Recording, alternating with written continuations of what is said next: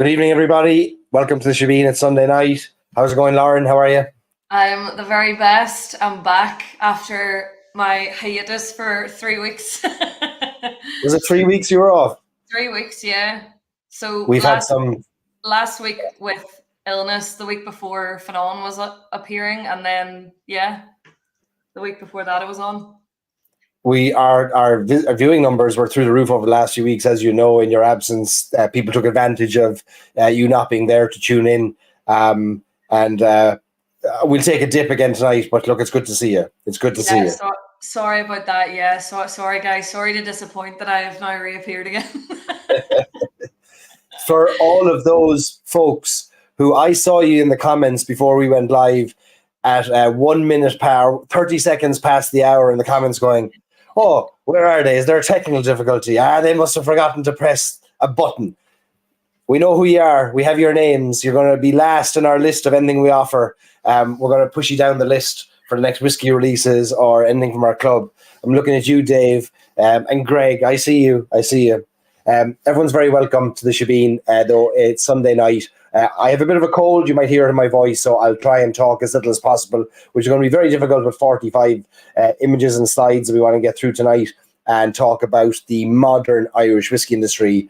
But I think we're both looking for input, thoughts, suggestions, ideas, perspectives from you tuning in tonight, right, Lauren? Yeah, definitely. Don't be scared to share your thoughts. You think I've been on the whiskey already? I can't get a sentence out 2 minutes in.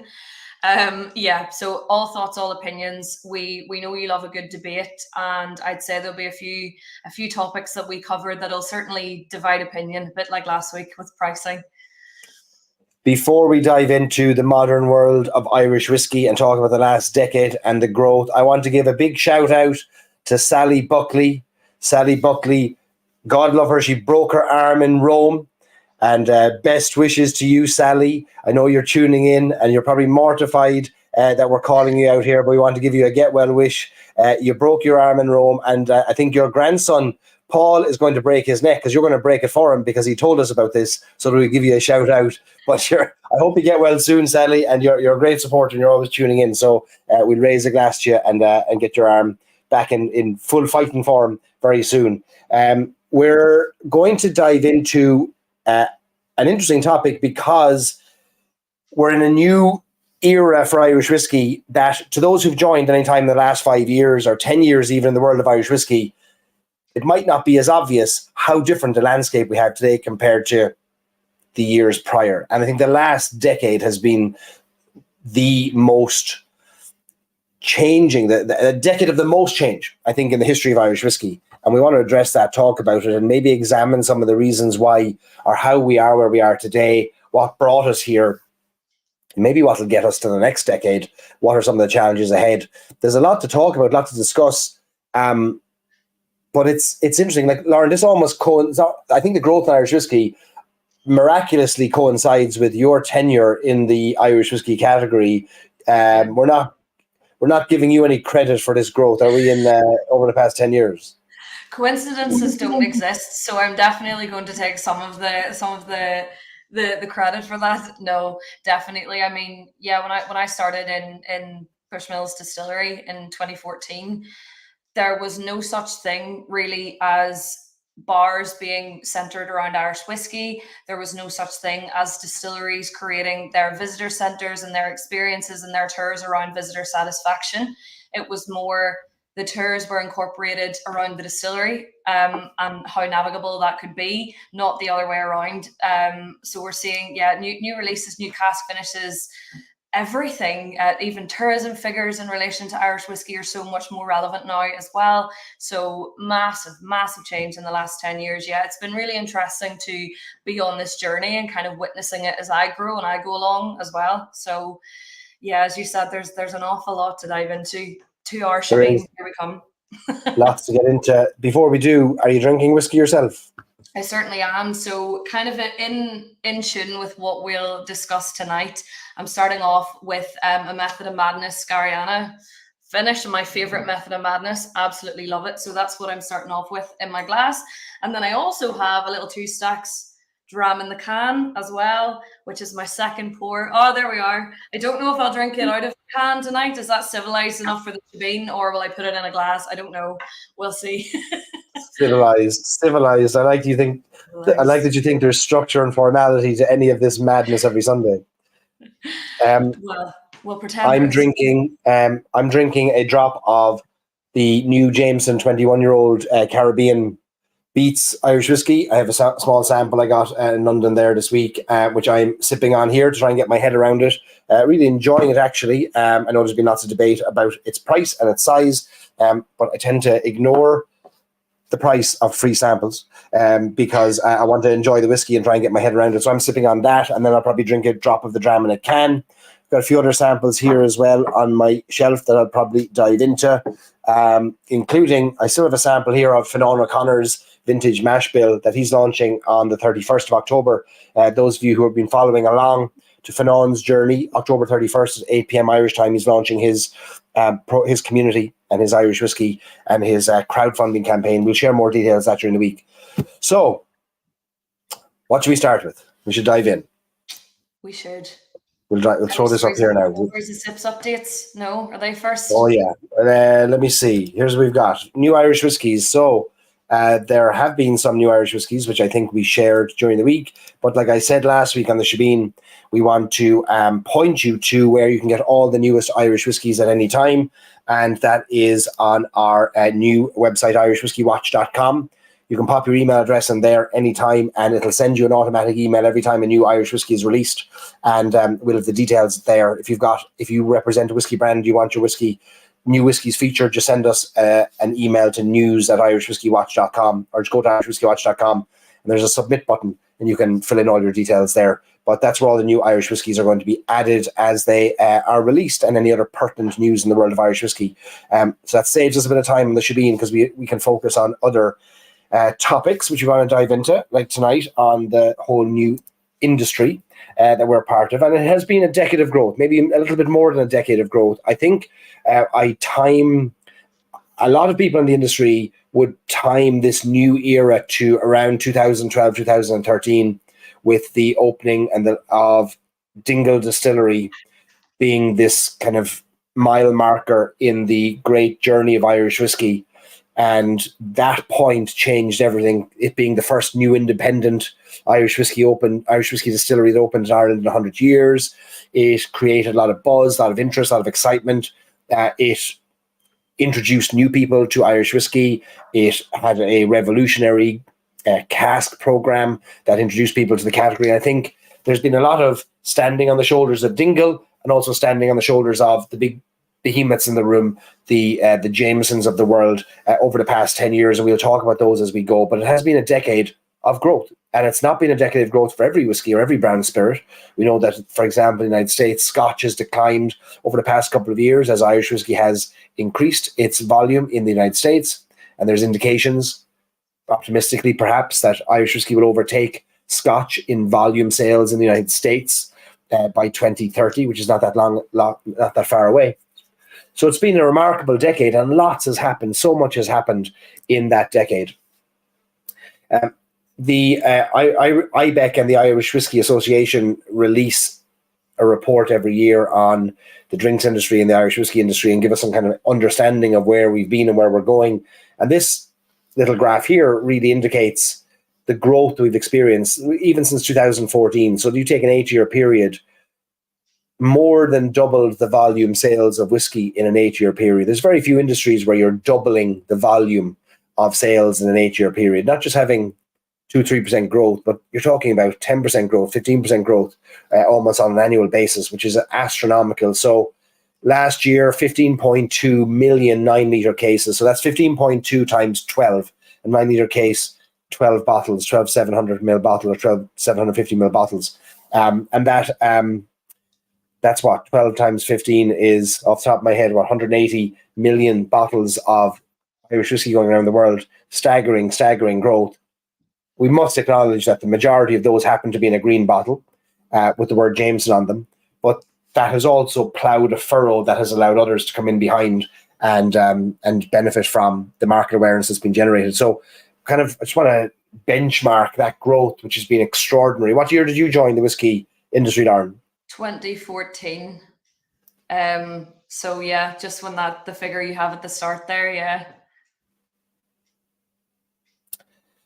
Yeah, it's staggering growth. Some of the markets, the top 10 markets for Irish whiskey, just for those who might be curious, the US is still by volume the largest market, and then Ireland, and very closely followed by the UK right behind it. But you see the massive gap there between the United States, obviously by size, and Ireland. And if you go down this list, even to 11, 12, 13, 14, 15, you start to see some of the new entrants into the world of Irish whiskey, tracking Irish whiskey sales. It's very, very interesting where Irish whiskey is headed, as the US, perhaps its growth doesn't quite plateau, but maybe slows its growth, but other parts of the world start opening up, East and West Africa, Asia, South America, as they get new focuses, other parts of Europe as well. So it's been a massive growth decade, a decade that has seen us go from 4 distilleries in 2012 to 44 distilleries in 2022. That's massive. Like, that is an unbelievable level of growth. Yeah, it's insane. Like, as you say, what other industry grows at that rate in such a short space of time? The 4 distilleries that existed in 2012, so pre-Dingle, I think we're counting really Middleton Distillery, Bushmills Distillery, Cooley Distillery, and Kilbeggan, right? Kilbeggan. And then there's discussions about whether West Cork was distilling whiskey or not at that time. But anyway, it's this number or thereabouts, 4 or 5, and now 44 distilleries. So the majority of those distilleries that have launched in the past 10 years have not released their own spirit as yet, which is extraordinary, which means that the market hasn't yet had the chance to benefit from the marketing, the beating of the feet on the street in the various markets around the world of the representatives of these distilleries, as the story of Irish whiskey gets told more and more in different ways. And we'll talk about that as we go through tonight, just how many different ways Irish whiskey markets and presents itself and packages itself today compared to the whiskey industry of old. So my first memories of an Irish whiskey industry are not of an industry at all, but of a little cabinet in the kitchen that had a bottle of Powers in it. Like, that was my Irish whiskey industry in the 1980s in Cork. And that bottle of Powers was it. Like, that was all there was. And for most, like, when I growing up in the 80s in Cork, there were only 2 distilleries on the island. I mean, it was Middleton and Bushmills were the only 2 distilleries until the late 1980s when Cooley came along. And then there was this big gap from like 1987, 88, all the way up to 2012, really, when Dingle came along, more or less, depending on where you count Kilbeggan there. And there was a big, massive gap where nothing happened. And then suddenly Dingle came along, and whether it was the Dingle effect or it was more, and the world started opening itself up to brown spirits. It's hard to wrap our head around it. And I'm always cautious, a lot of folks, when we share numbers like this, will be quick to say, are we getting too big? Is there too much here? And are we at the risk of maybe oversaturating the market?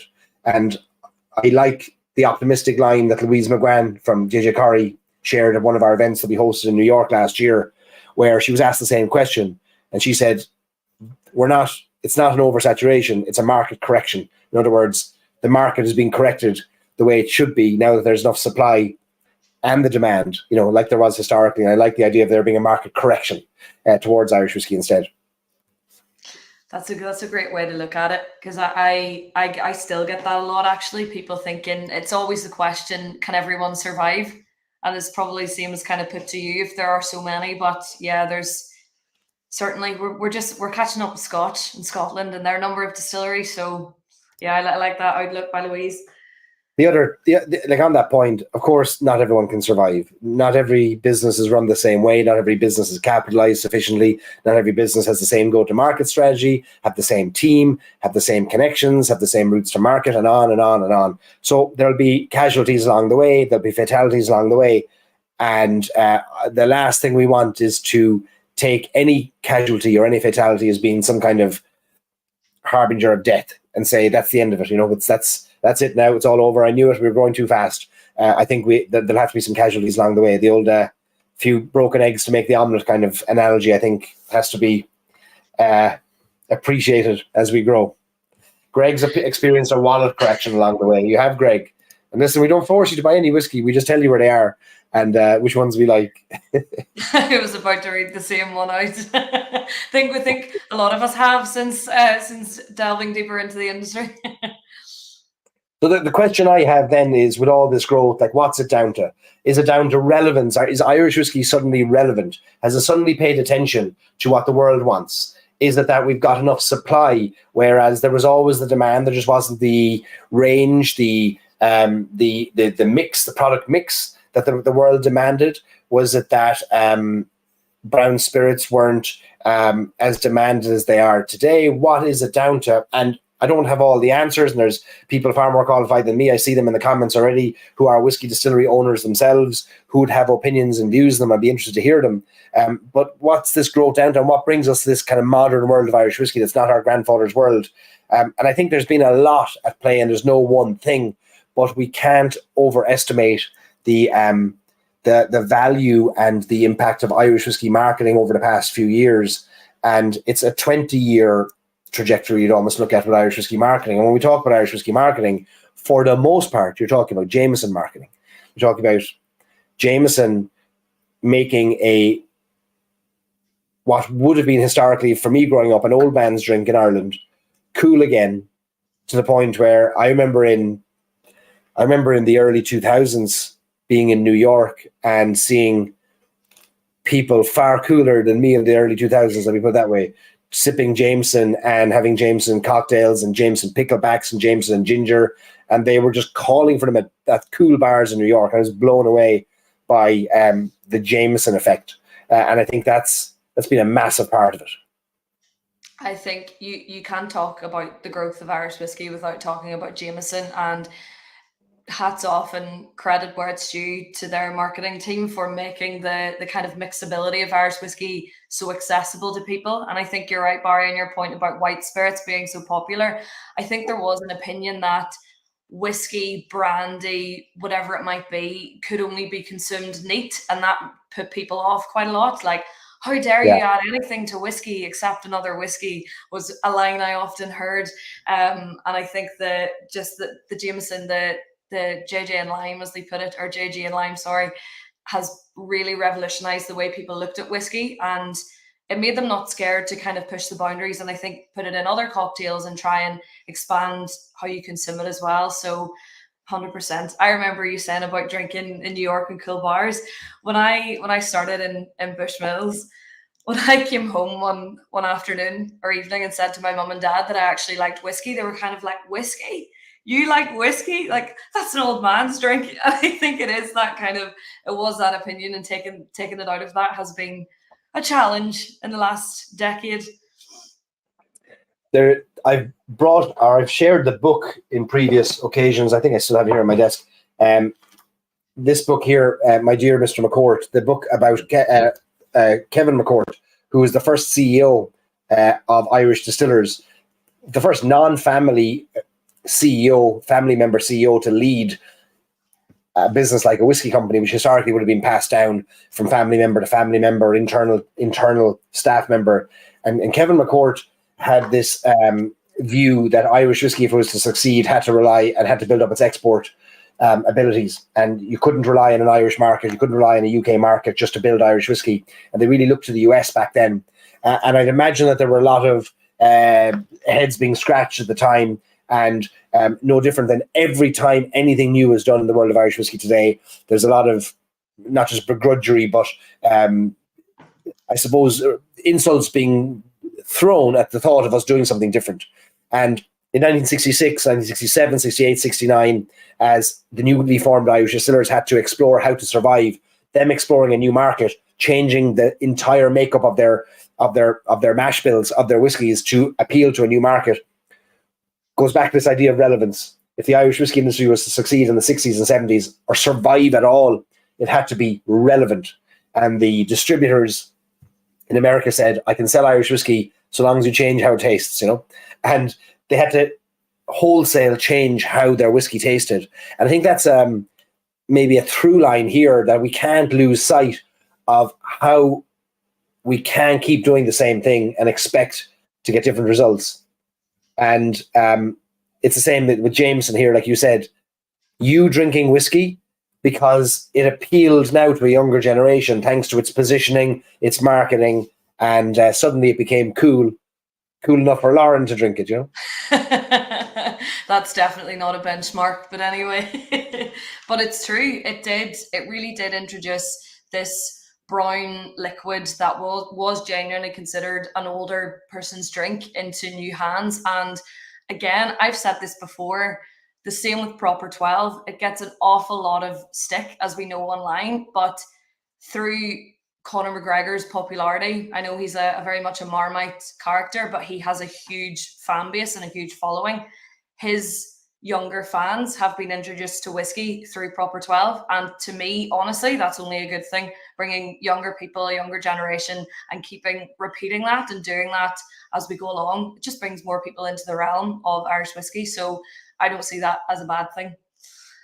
So when we go to great lengths to emphasize this point over and over again, how most Irish whiskey is not consumed in nosing glasses, neat, yep, by us quaffing about its nose and its profile and its finish, right? Like we're not the whiskey category, right? We're a small section, right? Minority.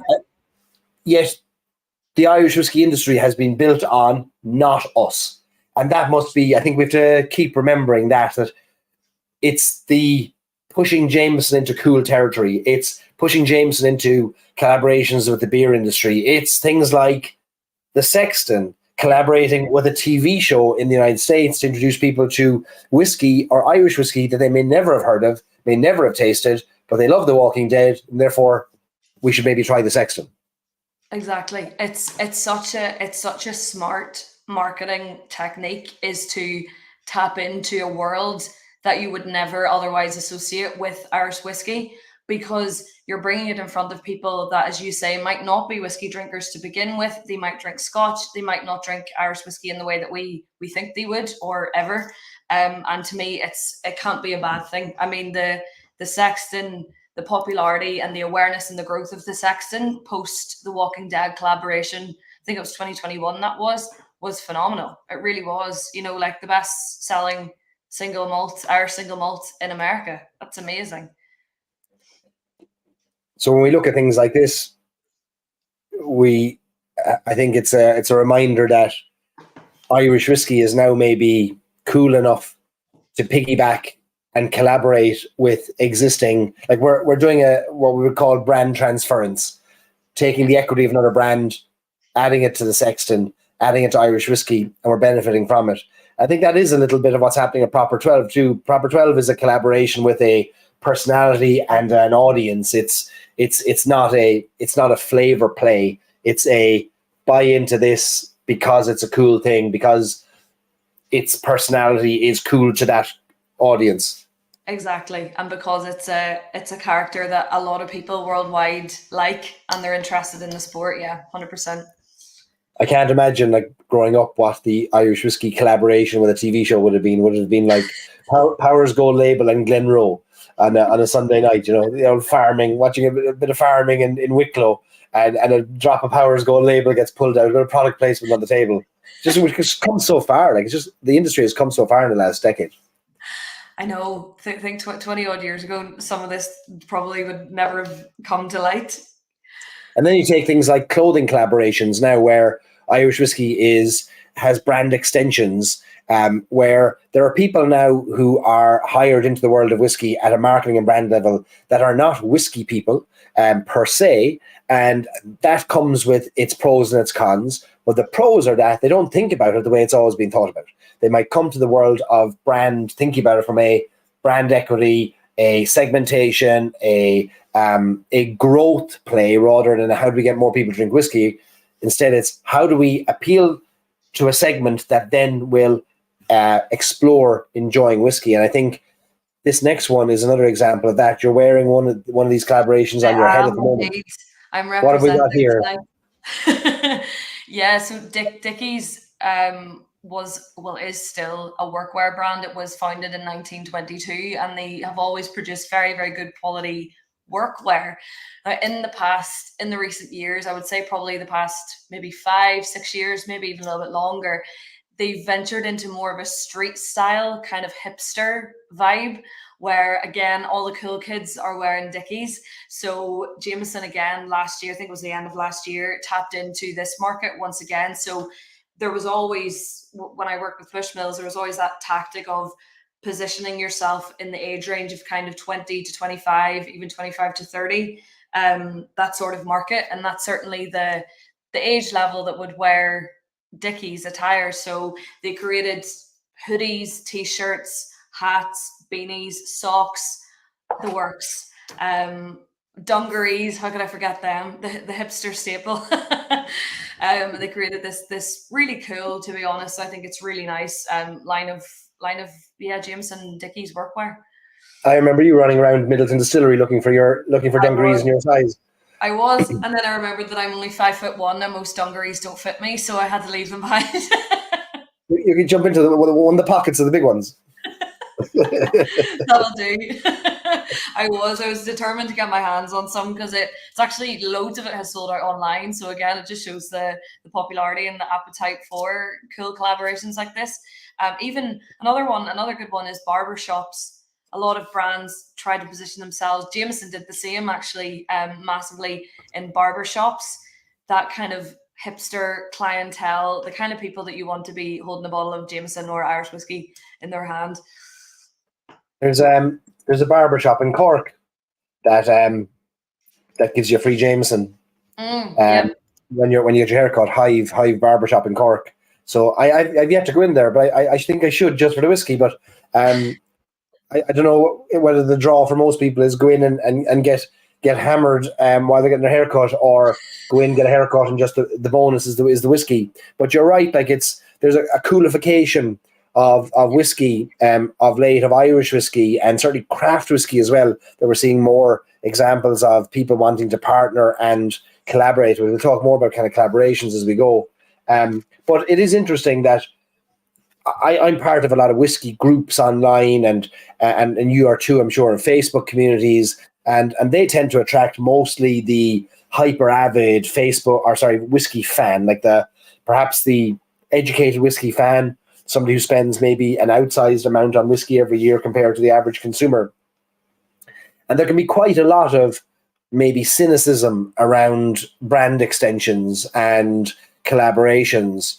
And I always hate to see it. And I'm always biting my lip, trying not to jump in to say, lads, what you're witnessing here is a market, a category expanding, growing, thanks to its out-of-the-box thinking. Not everything's going to work, but rolling the dice on a few interesting collaborations to open up the brands and open up whiskey to a whole new category is never, ever, ever a bad thing. And it doesn't take away from the whiskey that you love and you enjoy yourself. So I'm always kind of worried that there's a danger that we become overly cynical as whiskey consumers as we get more educated, to talk the industry out, or talk these things down as if they're some kind of insult to us, when they're only beneficial. And they don't even have to involve us. Like, we don't even need to weigh in them. We just need to let them happen. Yeah, and I think as well, it's when something isn't relevant to someone. Like, say for example, someone had absolutely no interest in The Walking Dead or no interest in Dickies. They can't quite see beyond the bigger picture of the relevance of the collaboration and the benefits that collaboration will bring in. And I think we're all guilty of it sometimes, to be fair, kind of looking at something and thinking, I don't get this, I don't like it, but you don't think beyond that, your own opinion, really. So we need to be better at thinking like that. It does, we had a spirited debate on pricing last week, and raised the point about, are we a true whiskey fan if we're not just trying to support the category? Or are we just in it for what's in it for me? Because I think there's a lot of people in the world of Irish whiskey online, quite vocal, who are in it for them. In other words, what's it to me? Can I flip a bottle? Can I invest and get more money out of it? That to me is not a real that's not supporting the industry if that's the only goal. And I think there's a role for whiskey collectors and flippers and all kinds of things. But I think we should be promoting these things more and being okay with them and saying, look at what we did now. Look at Irish whiskey now. Look at it. And Dickies wants to do something with us. Yeah, let's do it. Exactly. Like a globally known cool brand wants to work with an Irish whiskey brand. How is that a bad thing? This is another clothing collaboration which kind of went under the radar. This is between Waterford Distillery and a French brand, a clothing brand called Lrange. And it's kind of again, going back to the terroir and traceability of Waterford, and also kind of the traceability and sourceability of the fabrics of Lrange. And they've got jackets, pants, trousers, kind of quite fashionable. And inside the coat, you'll see a map of where all of the farms are for Waterford. It's like our jaws should be on the floor at these kind of collaborations, because again, 1980s in Ireland, one bottle of Powers Gold label under the television in the kitchen. That was the Irish whiskey industry back then. Now look. A soot brand. I didn't even see that online. That's crazy how it really flew under the radar. It's mad. It's cool. Again, something I love the little touch of the pocket on the inside. That's nice. Paul Costello said, I was very cynical on the Jameson Rum Spotify playlist, but great point. It made no difference in my life and I shouldn't have cared. I didn't jump in on that debate when I saw it online myself, only because, like you said, Paul, like it didn't make a difference to my life. When we were at the launch of the Jameson 21 Caribbean Beats, this is launched for a very different market than me and Paul and you perhaps. It is aimed at just a different market, and at the launch event, it was a lot of the people that I've never met before who are in a completely different market to me in terms of the whiskies that they buy, the lifestyle that they have. And one of the gifts was just a little beer mat, little coaster with a QR code linked to a Spotify playlist curated for just, to go with the launch, to go with the whiskey. And again, like some of these things could be put down to marketing gimmicks. Some of them could be, we could cynically maybe say, what a waste of time. That's rubbish. Yeah. But there might be somebody out there that says, I'm a huge Spotify fan. I love music. This is my whiskey. They get me. And that's a good thing too. And I like Paul says, life goes on for the rest of us with or without this playlist. But the fact that there exists a budget somewhere in the world of whiskey that can be assigned to creating a playlist on Spotify, I'm in favor of that, of this industry that has a budget for that. I think it's something that we all kind of will have to bear in mind is, as this industry continues to grow, there will be things that aren't for us and aren't for people personally, and that's okay. Like, you go through life and you see things and they might not be for you, and you generally just ignore them. So if that's the case, well, yeah. Well, that's a great one, the Dead Island dumbbells. I'd never heard of Dead Island. I'm not a video gamer. I don't know what Dead Island is. Apparently it's a big deal in the world of video gaming. Have you ever heard of Dead Island? I was exactly the same as you. So now we have the marketing operating in reverse, where Irish Whiskey has introduced us to a video game. Isn't that brilliant? Because I'd imagine there's people who are, and apparently this game, Dead Island 2, people have been waiting like a decade for it to come out after the first one. But I'd imagine that there's Dead Island players going, Dunvilles, what's Dunvilles? All right, let me explore that. Oh, it's got some characters or something that we're familiar with. Right, we're going to buy that. Who loses in this? I mean, I just don't know who loses. I don't know how they got this collaboration, but who loses? I don't know. I actually remember chatting to Jarlath Watson about this, and he was kind of like questioning it, like, is this right for us? Should we do this? And he kind of thought, what's the worst that could happen? And I had never heard of it either. Unless you're a gamer, I don't think you would have, to be honest. But now that's a great point, though. What's the worst that can happen? Now, there's a great question in the brand meeting, because there's so much bad that can happen from the wrong collaboration. And my dad, who worked at sea, he was a captain at sea for 50 years, right? And I remember him telling me a story. He said to me one time, he said, whenever you're naming a ship, you never name a ship after somebody who's alive, because they could still ruin the reputation of your ship. You wait till they're dead before you name the ship, right? And I think it's the same with these collaborations. There are some that won't work and some that will perhaps alienate and could do the opposite thing. Like, the interesting one for me is always, this interesting case study is Proper Number 12. And we've not yet seen how it all plays out. But all we see right now is this great success, whiskey volume wise. Like, I personally don't think there's a whole lot of downside to it existing. I have no interest in the personality. I think I couldn't care less about that personality. But I think there's jobs being generated and farmers selling grain on the back of it existing. But it does raise an interesting question when you tie something so tightly to a personality. What happens when that personality goes south? Does the entire brand go with it? And I've had this discussion with friends in the past about separating the art from the artist. If you know a singer, if you love a singer and suddenly you learn something about them, like, oh God, I can't believe that's the kind of guy he is. I can't go to his concerts anymore. I can't listen to his music. And then other people will say, no. Everyone's got flaws. The music is still good. I can still go to the concert. Like, where do you stand on separating the art from the artist?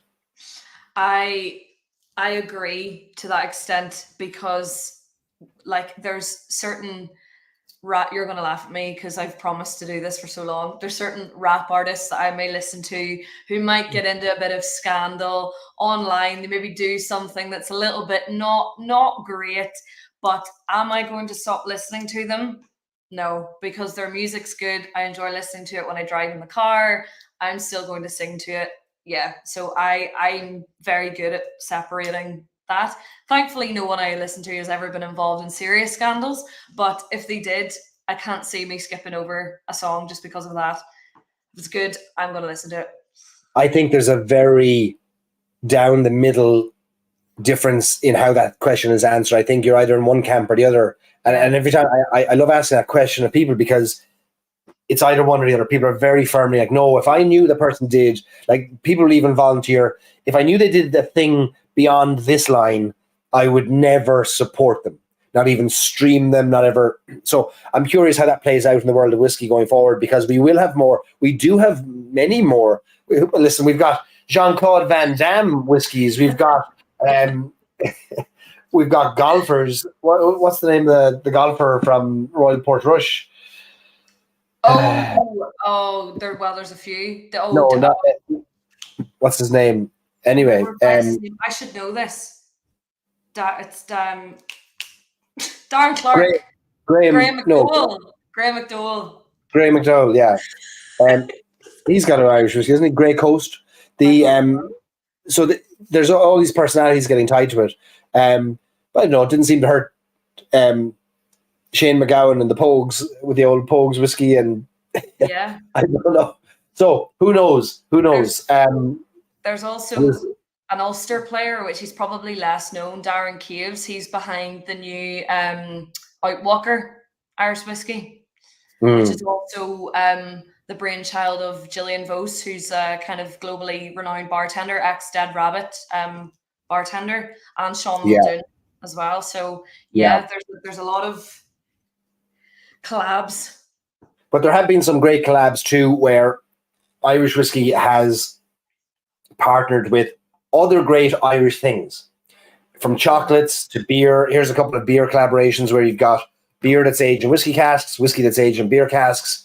Wicklow Wolf here was aged in Drumshanbo single pot still barrels. The Teeling stout cask, that was a Galway Bay brewery stout cask that was used to finish their small batch whiskey as well. And we're seeing more and more of those. Like Caskmates was the first Irish whiskey to be finished in a beer barrel, and there's been no end to them since. Stay tuned. There may be a Stories and Sips one coming soon as well. But but it's all this kind of out of the box thinking that, again, it couldn't have happened 20 years ago, and I question whether it could even have happened 10 years ago. Yeah, exactly. But I think as well, like, why? I mean, I would argue that kind of the craft beer scene took off. Well, it did take off long before whiskey kind of really hit its sort of real growth period. So, you know, why would you not tap into something that's already had a really kind of success story and use it to elevate the Irish whiskey category? So yeah, the craft breweries and the craft beer scene and cask finishes certainly, as you said, have seen a good bit of popularity. John Teeling has shared the number that there are more than 700 Irish whiskies out there. Yeah. And he'd know because he's been involved in the majority of them, I'd say, through Great Northern Distillery and Cooley Distillery, which is a number bigger and greater, than I would argue, than ever before. Fionn O'Connor has shared that the size of the Irish whiskey industry today by volume is larger than it's ever been. I've seen a number contrary to that, I think, by the Irish Whiskey Association saying the early 1900s are bigger, and I'm not sure which one is the case. But we do have a case today where we've never had more in terms of a range and breadth of finishes, styles, ages, price points, marketing, packaging, etc. And we've never had more consumers who are weighing in and giving feedback and sharing their thoughts online and sharing what's good, what's bad, what they like, what they don't like. This other side of the sword of this growth is, with this scale comes challenges too. The challenges of, can we keep ensuring supply of Irish whiskey to meet the demand? Which, oh my God, to think back in the 1990s that this would be the thing you'd be sitting down worried about. People would have dreamt of such a worry. They'd have dreamt of the sleepless nights that would have kept them up wondering about whether there'll be maturation facilities, whether there'll be bottling lines available. But it does raise an interesting question. Can we support the growth in Irish whiskey? And John Teeling has made the argument that we don't have anywhere near the capacity currently to reach even the targets for 2030, even from a production standpoint, which it's going to create all kinds of interesting discussions for us in the next few years, because any additional capacity that comes online today in terms of production is going to be 3-4 years out post commissioning of their stills before we'll see any product. So it's another interesting angle to this is, can we keep growing? But at the same time as well, it also kind of excites me a little bit, because with brands pushing boundaries, and which we'll come on to, where does it end? Where does the innovation end? I don't think it can, because there's always going to be something new to get excited about. There's going to be a brand that uses a different wood, a different cask finish, and a different flavor profile. So yes, it is scary, the growth potential, but it excites me at the same time. We talked a little bit about the cool factor earlier, the collaborations, Irish whiskey being consumed by like the fastest growing segment that I heard at a seminar recently is young women with Irish whiskey in terms of their adoption of Irish whiskey. And I know from conversations I've had within the world of Irish whiskey that there are more and more women trying to organize around Irish whiskey and have meetups and celebrate Irish whiskey and get together to drink Irish whiskey, which is something that we could have only dreamt of a few years ago. But the cool factor extends beyond just the collaborations to the likes of some of the top cocktail bars in the world. Some of the top restaurants are now all leading or featuring very heavily Irish whiskies, and you've got some examples of that as well, I think. Yeah, so I think I said this earlier. 10 years ago, you would have barely found a decent whiskey selection on a menu, never mind a whiskey cocktail. Like, you would have walked into a bar and it probably would have been Bush Original, Black Bush at a push, and Jameson, and that would have been about it. Certainly when I was a student in Belfast, you just would not have seen the level or the range of whiskey that's on the back bar now. And more bars are opening up with not just whiskey at the forefront, but whiskey cocktails, and really challenging what we've known and what we've been what's been ingrained into us, and how we should enjoy and how we should drink whiskey for so many years. And a great example of that is Rattlebag in Belfast. It's a part of Bullet Hotel, which is a really cool kind of dinky room hotel based in Belfast city centre. It's right in the middle of the heart of the city. And they actually, the bar was It was formerly known as Baltic, I think it was, before they refurbed it. And it's really cool. It's like red curtains, red kind of speakeasy vibes, really dark setting, gorgeous lighting. It's a beautiful bar.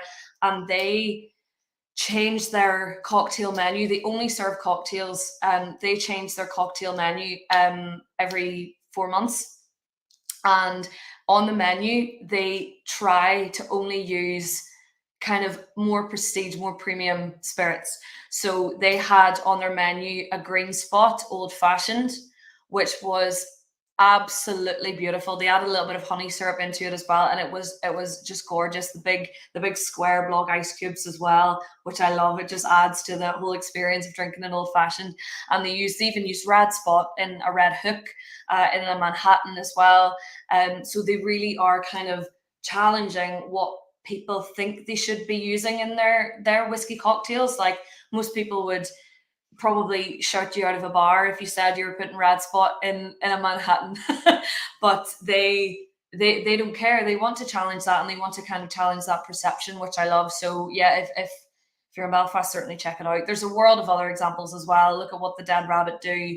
I know it comes up often, but there's a reason it does. It's because it's worked really well, and they've opened up everyone's minds to how you can enjoy more expensive whiskey. And you talk to any cocktail bartender in New York worth their salt, they know exactly what Redbreast 12 is. They know exactly how it pairs with every ingredient that they know which ingredients it pairs well with. They understand where Irish whiskey is going. And folks, like you can't support the Irish whiskey industry sipping whiskey neat alone. Like we have to responsibly, and protecting our liver, we have to enjoy whiskey more ways than neat. Like we absolutely, and we have to stop gatekeeping and protecting, it must be enjoyed neat or not at all. Like, no, like it's the last thing we should be telling people.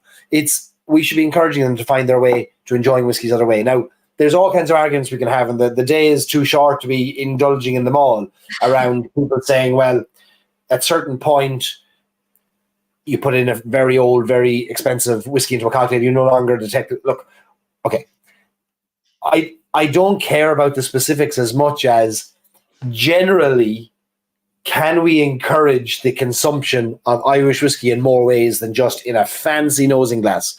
I think I need to start drinking more whiskies on the Shebeen and other ways like that are mixed. Like I need to keep pulling out the bottle of Pepsi Max so that we can show that there's more ways than one to drink whiskey, right? Paul's got there before you. He's just said whiskey with Pepsi. For my whole career, prior to not here and now as an ambassador, I have been the biggest champion of whiskey cocktails and using that as a means to introduce more people to whiskey. That was a massive part of my role, and it's a massive part of any ambassador's role. One of your targets, one of your KPIs is menu listings, and you take that menu listing whatever way you can get it, and 9 times out of 10 it's on a cocktail on the menu, because it's front and center, it's on the menu, people are looking at it, they're browsing through it. You might sweeten it up a little bit. People think, I have a sweet tooth, I might actually enjoy that. Any way you can introduce people to whiskey, do it. It can't be a bad thing. And I think as well, why should we, even if it is a green spot old fashioned, why should we not celebrate the fact that we have Irish whiskies that are good enough and hold their own in a cocktail? Why shouldn't we celebrate that? 100%. I remember creating a cocktail a few years ago in Columbus, Ohio, for a competition with a bartender friend of mine. And it was with Green Spot. It was called a spot of tea, and it was in an old fashioned teacup like they served back in Mitchell and Son back in the day, when the ladies might have been given a drop of whiskey instead of the tea, And we made this wonderful kind of old fashioned style whiskey with Green Spot, and a cocktail with Green Spot. And it ended up winning this cocktail competition. He listed it on the menu in his bar. It was a high volume cocktail bar. And I remember talking to him about 2 weeks after he had listed it. And he said to me, that's flying out the door. And I said, oh, really? Like, you're selling some? He said, selling some. He said, we've gone through 9 cases of Green Spot in 2 weeks. Now, that's because that's just because he listed it in a high volume cocktail bar, and people wanted to try a cocktail that he had recommended and had pushed out in the list. So there's a reason why the listing is so important to brands, because at high volume, you're going to go through volume of whiskey. And you're looking for volume sales, you're looking for people to enjoy it, and you're not going to go through 9 cases of Green Spot neat. There's just no way. 9 cases in what space of time? Is it a month, you said? 2 weeks. 2 weeks. 2 weeks. That's Yeah. insane. That is insane. This is a Christmas period, busy bar, but he went through them and it blew his mind. And I think we need the right story, we need the right location, we need the right cocktail, we need it all needs to come together, of course. It's not an easily repeatable example, but again, can we just keep pushing different ways to enjoy whiskey? Ginger ale, in an Irish coffee, the best-selling cocktail, Irish cocktail, one of the best-selling cocktails in the world, an Irish coffee. I was going to say that, like, look what Joe Sheridan did for whiskey through the means of an Irish coffee. One of the, if not the best-selling, I know it's not technically a cocktail, but an Irish whiskey mixed drink in the world. Like, it's revolutionized how people drank whiskey. I mean, if cocktails are already popular and they're consumed by the gallon every night in bars all across the country and all across the world, why not embrace that? I couldn't agree more. The Two Gingers brand, remember, I think we had them on Stories and Sips. Pull it up here. But Kieran Folliard is the founder of Two Gingers Irish whiskey, and he launched that in Minnesota. And he said the success of it came from him going around to liquor stores in the morning and not offering anybody a straight whiskey, instead saying, would you like a small little cocktail, small little morning cocktail, and whiskey and ginger? That's all it was. Two gingers and ginger ale is what it was. And he would just serve that up, and people loved it. And he said he got them to buy the whiskey because they enjoyed the cocktail. So we should be the opposite of gatekeeping the neat consumption of whiskey and pushing people towards finding a thing they like to mix it with and starting with that. Anyway, I've said enough. I've been on the soapbox for too long. Also, can we also point out that the world has Belfast to thank for ginger ale? Go on, give us that story. There you are. 1851, ginger ale was created in Belfast. So thanks to ginger ale and being such a perfect mixer with whiskey, we have brought it to new palates all over the world. I love how proud you are of a city you didn't grow up in. I know. But I lived in for most of my, not most of my adult life, but yeah, I guess so. Uni and work, and yeah, absolutely. I'm a very big advocate for the city. Maybe before we go on to this next topic of packaging, maybe this would be a good time then, Lauren, to talk about Belfast. What's happening in Belfast in a few days' time? Well, 6 days' time, next Saturday, we will be having our whiskey weekend in Belfast. So we've sold out of that now, which is amazing. So we've got, I think, 34, 35 thirsty people in total who are ready for a day celebrating Belfast distilling delight. So most of you are maybe aware that distillation has been brought back to Belfast for the first time in almost 90 years this year, with the opening of Titanic Distillers just back in August, a couple of months ago. And the second distillery is in its very final stages of construction and fit out, or actually the fit out stage inside at this point, McConnell's at Crumlin Road Jail. So 2 distilleries have popped up in a year, which is amazing. So distilling is firmly back in Belfast, which is wonderful. So we will be savouring both Titanic and McConnell's next Saturday. We're actually the first ever public tour to see McConnell's behind the scenes in the new distillery, which is amazing. So we're going to see those stills. First time we're going to see the stills in place, which is amazing. And then we'll also enjoy, I mean, you can't go to Belfast without having a tasting and friend at hand. So we'll be going in there for a special tasting with the team at McConnell's as well. who are also going to be giving us a taste of an unreleased liquid. Barry, I don't think I've actually told you this yet, but we're going to be getting a little sample of that. I can't announce it on here because Sarah Kennedy will kill me. But yeah, so it's going to be great. And then rounding off the day with a 2 stacks tasting in the Duke and a load of pints is what we're going to do. Folks, if you're not signed up for our mailing list on irishwhiskeyexperiences.com, Lauren sends out regular updates on events, experiences that are available any time of the day or week, depending on availability, or there's date-specific events like our Whisky Bus experiences, like the Whisky Weekends we just started. And you may be traveling in Ireland. You may want to come to Ireland for some of them. You may be in Ireland already and want to join in. I'm very excited about this one because I think we're introducing a whole new audience of people that are not our regular whiskey community. Like I don't think I know almost anybody, maybe 1 or 2 people on this trip, which means that there's a whole new audience that now through these experiences, hopefully will get a sense of the world of Irish whiskey. They'll get to meet the people. They'll of course visit the places and try some of the pours. And I think that's really what we're trying to do with Irish Whiskey Experiences, is introduce more and more people, isn't it? 100%. And there were even people who, when they were signing up, they were emailing me and saying that their partner maybe wasn't the biggest whiskey drinker, but they still wanted to come along because we're visiting 2 hugely important and historical locations in Belfast. You know, the Titanic, the old pump house and the dry dock, and Crumlin Road Jail, which is an old Victorian prison. I mean, it's still so interesting, even though if you're not the biggest whiskey drinker, there's still a lot that we kind of encapsulate within an experience. So yeah, certainly. It's really nice as well because we have such a mixed bag of people. Next week you have the whiskey heads, the real whiskey collectors. They're very vocal online, and then you have some people who, as you said, Barry, that we haven't met and we don't know who they are, but that's what it's all about. That's great. It's going to be a good weekend. Really looking forward to it. Steve says he used to see lots of posts on the socials from Sarah at McConnell's, but it's been pretty quiet of late. No, they're posting. I see Sarah stuff every day. The old algorithms in social media can be funny, and people can come and go and disappear on your feeds. I see Sarah's posts almost daily. I think lots coming out from McConnell's. Sarah flying the flag for them.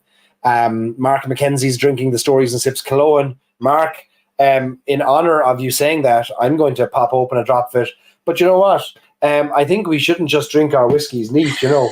I think it's important that we enjoy our whiskies in more ways than just neat. So I too will have Stories and Sips Cologne, but I will enjoy it anyway we want to enjoy it. And this time it'll drop a Pepsi. That's lovely. I thought you were about to have more whiskey in that glass than Pepsi. That was a bigger pour you got out of that than I thought you would. Well, Sláinte. There you go, Mark. Cheers. Sláinte. I need to finish. I'm slow tonight. I need to pick up the pace here. Oh, that's lovely.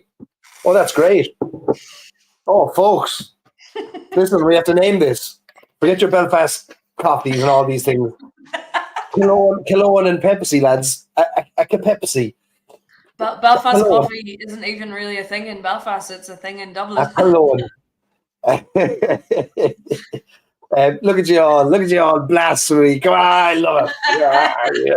Come on. You're like, fight me. Come on, bring it on. I bought that bottle. I paid for it. I'll do what I want with it. Come on. I paid the same you paid. Just drop down. Listen, I got no discount on that whiskey. I paid the same amount you did for a bottle, so I can do what I want with it.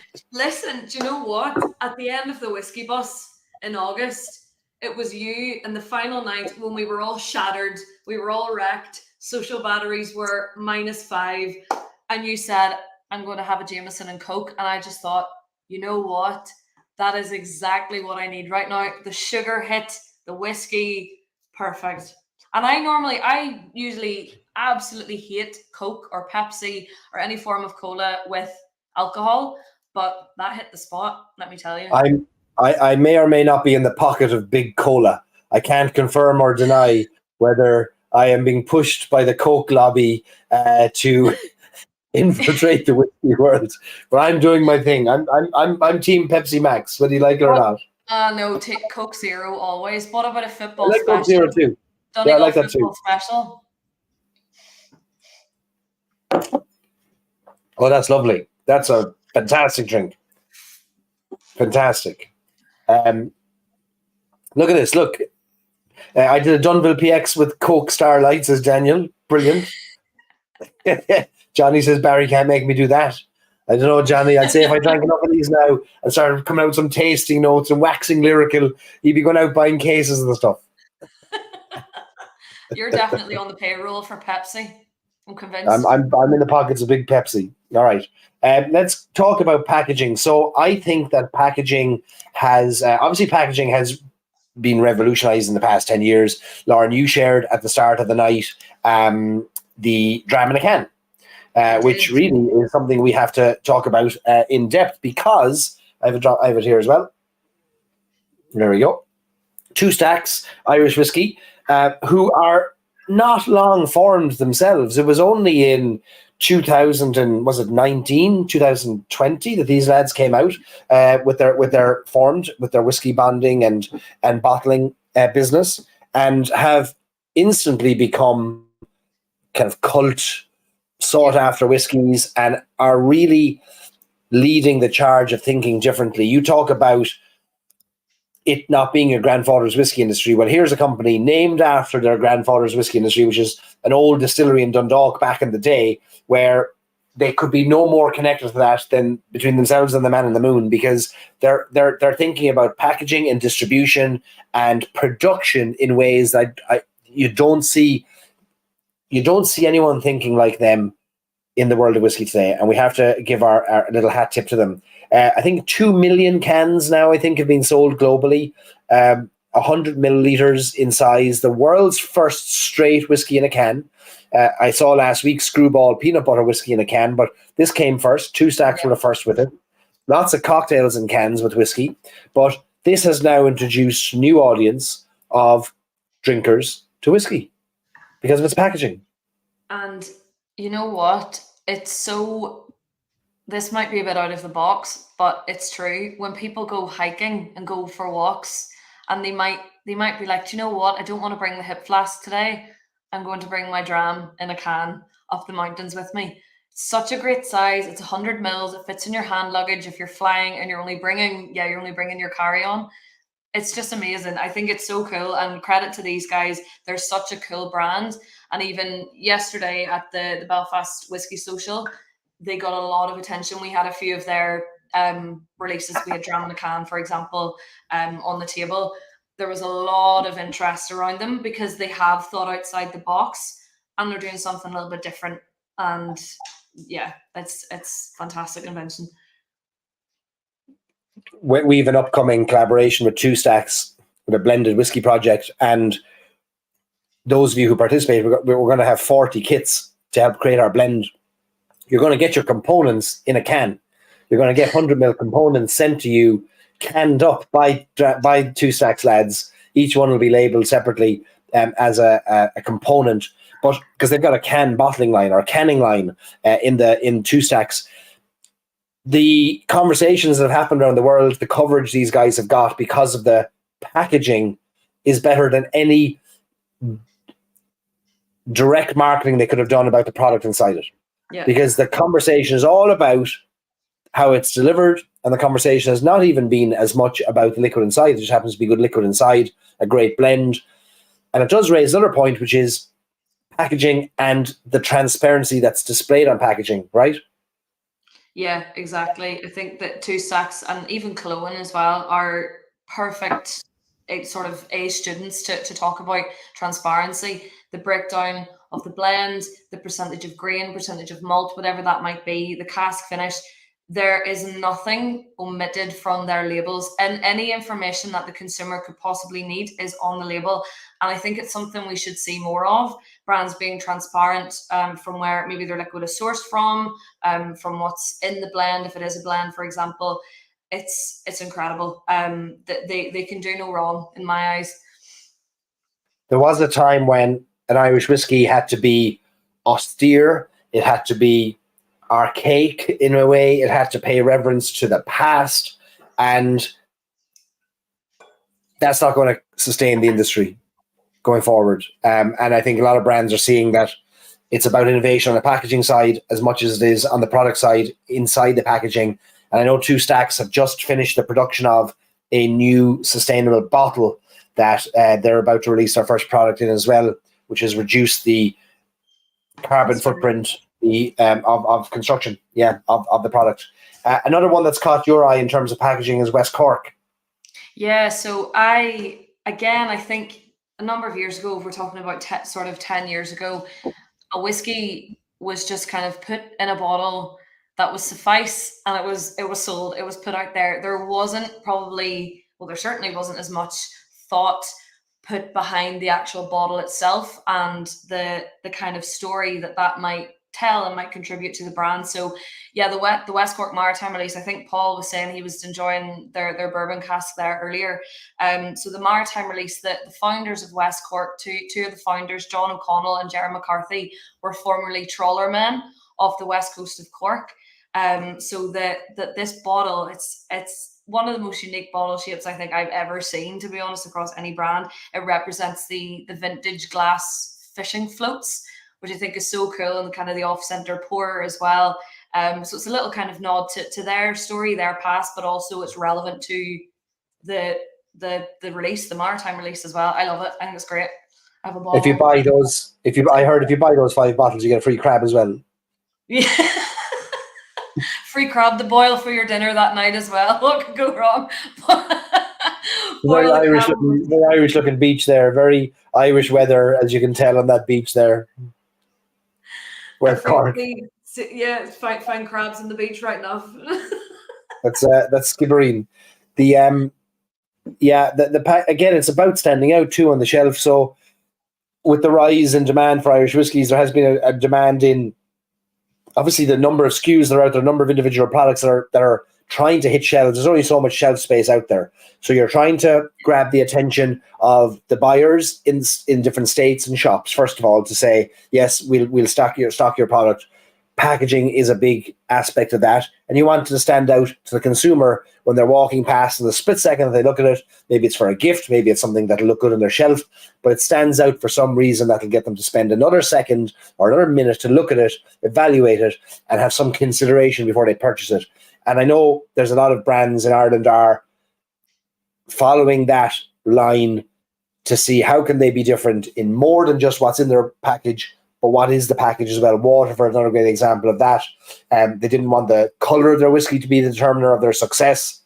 Rather, the packaging, they wanted that to stand out and be very, very different. Yeah, and the bottom of that, I mean, I love the Waterford bottles anyway. The glass stopper is different. The blue bottle, really eye-catching. It's kind of stands out for itself on the shelf. And the bottom of the bottles, most people might not even pay attention to this, but the little kind of the ridges, the concentric circles on the bottom of the bottle represent the multiple barley farms, which intersect with the solid circle, the main circle, which in this case, they're representing the earth. And it links back to their whole belief and concept of terroir and the fact that the soil, the barley, the climate, everything is contributed to that area and to the climate. And I think it's fantastic. I love Waterford anyway. As I said, I've learned a lot about them more so in recent months, which has changed my opinion of the terroir concept. So most people don't even pay attention to bottles, but I just think a whiskey is a product of its environment and of its place. It's part of the people that are there that make it, and I think it should represent that in some way. That grabbing attention and standing out was also behind the rebrand of Powers a few years ago. And like it, love it, hate it, whatever position you take in it, there would not be a Powers ride today had there not been investment in the development of Powers as a brand a few years ago. One of the aspects of that being the redevelopment of the bottle. And I think it brought new attention and moved it away from the old bottle of old now. This takes up far more space on a shelf and on a back bar as well, which is one of the challenges I know some bartenders have with it. But at the same time, I can't imagine now there being a Powers line that doesn't look like this. And the Powers Rye being a nice addition there with the green label on it. But again, this is another example. I'm trying to think every slide I share, I'm like, what are we trying to say here? And what I'm like, but I'm looking for this through. And the through line for me is that we're not in the whiskey industry or category of old. We're in the one we are in today of this amazing range of products because the boundaries kept being pushed. Like that's to me, the through line. And those boundaries are going to upset people, and as they're pushed, and new ground is going to be broken, and people are going to be upset and are going to be pushed out of a category. And the best you can hope for as a brand is a minimization of how many people you upset and a maximization of how many new people you attract into the brand. That's all you can do. And you're going to upset people. I know we do the same stories and sips. We'll do a thing and somebody like, I can't believe he did that thing. I'm out of here. That's all right. Like, we get it. Like, not everything is for everybody all the time. I think that overall this Powers rebrand has been beneficial to them. I think anytime people don't like change in general as a human race, nobody really likes change. And I think when you do shape something that's been that way for a very long time, it will upset people. It's the same happened with the Bushmills malt bottles. When they changed over to the more kind of shorter, stumpy, square bottles, people hated it. I was getting messages every day like, why did you change this? But I loved it. And now I look at the old Bushmills bottles and I think, no, they don't stand out as much. They don't look good anymore on a shelf. It's exactly the same with the Powers bottles. I don't like the old Powers bottles. I much prefer them. And I was probably a minority at the time, but 100%. It's a modern take and a modern refresh for a very old brand. But again, moving with the times. You need to stay relevant. Yep. It's not just the old style. Like, and I get it. I do like the old style, but no, we got to keep moving forward. We have to keep moving forward. Before we move on to the next section there in our talk of modern whiskey industry and what's changing, etc. We are a quick little advertorial here from me. This week, we're going to relaunch our online store for whiskey clothing, Stories and Sips clothing. We've been down for a year and a half because we wanted to ensure supply and supply chain issues that we're trying to fix. We've designed some new t-shirts and sweatshirts, which we're going to launch this week, probably tomorrow night, all going to plan. We'll have embroidered sweaters like this, which are very, very nice. And we'll have a range of t-shirts, which will have different things on them. Here's a few examples. We've everything from Stories and Sips t-shirts to some that are a little bit more humorous. There's 40 plus different designs that'll go live tomorrow. As many sizes as is humanly possible. We've had requests for 5XL, which unfortunately we can't fulfill, but we're up to 3XL, I think, predominantly, and maybe some 4XL, but we have 40 plus styles, and we'll have more coming every 2 weeks. Every 2 weeks we'll have new t-shirts, new sweatshirts, caps, accessories. Who knows? There may even be shoes. There may even be whiskey shoes. We have high top runners that we're working on as well. So stay tuned. You want to wear Stories and Sips on your feet? We can get it done. Women's sizes, men's sizes, unisex, everything. There's one for you. A collaboration with Doc Martens. Stories and Sips, Doc Marten. That'll be cool. I'll hand paint a black Doc Marten with the Stories and Sips logo in yellow. That's as far as we'll go. No turtlenecks. Stop asking me for turtlenecks. We cannot get turtlenecks in any supply. So first of all, I'm not a clothing company that can tie up hundreds of thousands of dollars in inventory. I'm not going to sit on a container of turtlenecks while you all tell me to buy them, that you'll buy them, and then I order a container of them and nobody buys a turtleneck. There's no market for a turtleneck. Like there's just not. And I appreciate, look, I haven't worn a turtleneck in 2 years. And still you're asking for what would we get? Like, we can't embroider turtlenecks because they're just wool. Like they're so thin. Like what would we put on them? Like a Stories and Sips logo? No, it's not going to happen. There's no turtlenecks. There'll be t-shirts, there'll be sweatshirts, there'll be long sleeve tees, there'll be hats, beanies, maybe shoes. We'll move into socks in the future. We'll have glasses. I don't know. Maybe we'll have underwear. Who knows? We'll see where we go. I was going to say, you have opened a can of worms in these comments. You're looking at tights, dungarees, Speedos.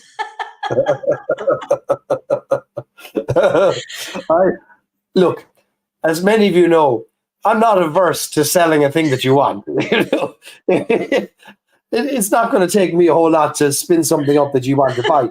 But it's just turtlenecks are not. They're not. There's no availability of no store sells custom embroidered turtlenecks in a way that doesn't take me that we can do for less than a couple of $100 a turtleneck, and no one's going to spend that. So turtlenecks gone, dead.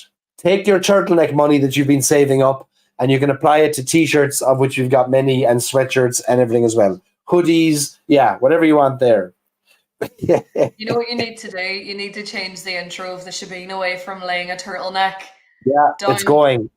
That'll never be played again. That's the end of it. That's the end of it now. The turtleneck phase of my life is over. It's gone. It's over. I'm retiring the turtleneck. Look, just like the Irish whiskey industry, I must evolve, and I must change my packaging. So my packaging is changing from a turtleneck to more branded and sell my soul for a sweatshirt and t-shirt package. Okay, this is my new package. You worked that round well to the theme of tonight. Rebranding. All right. Anyway, I'm moving on from this. Take your turtleneck money, says Lisa. That can be on a t-shirt. Most interesting to me about this launch of the store is the charity component. So we're going to have a whole charity section. Everything that sells in the charity section at all times, 100% of the proceeds are going to go to a charity. And every quarter, you're going to select the charity, okay? Every quarter, a new charity. Everything that sells in the charity section is going to go to charity. So, for example, I've got some, again, I'm not vain enough to lead with these, but you asked for them. Barry made me do it t-shirts. They're going to go in there. Irish Whiskey Fans of America t-shirts are all going to be for charity. Every cent that gets from proceeds from those, you're going to tell me the charity, and we're going to donate the money. All right. So this has to do good as well as so whenever we sell a branded banana hammock, that's going to go to charity. As simple as that. As simple as that. All right. That's where all the turtleneck money can go to charity.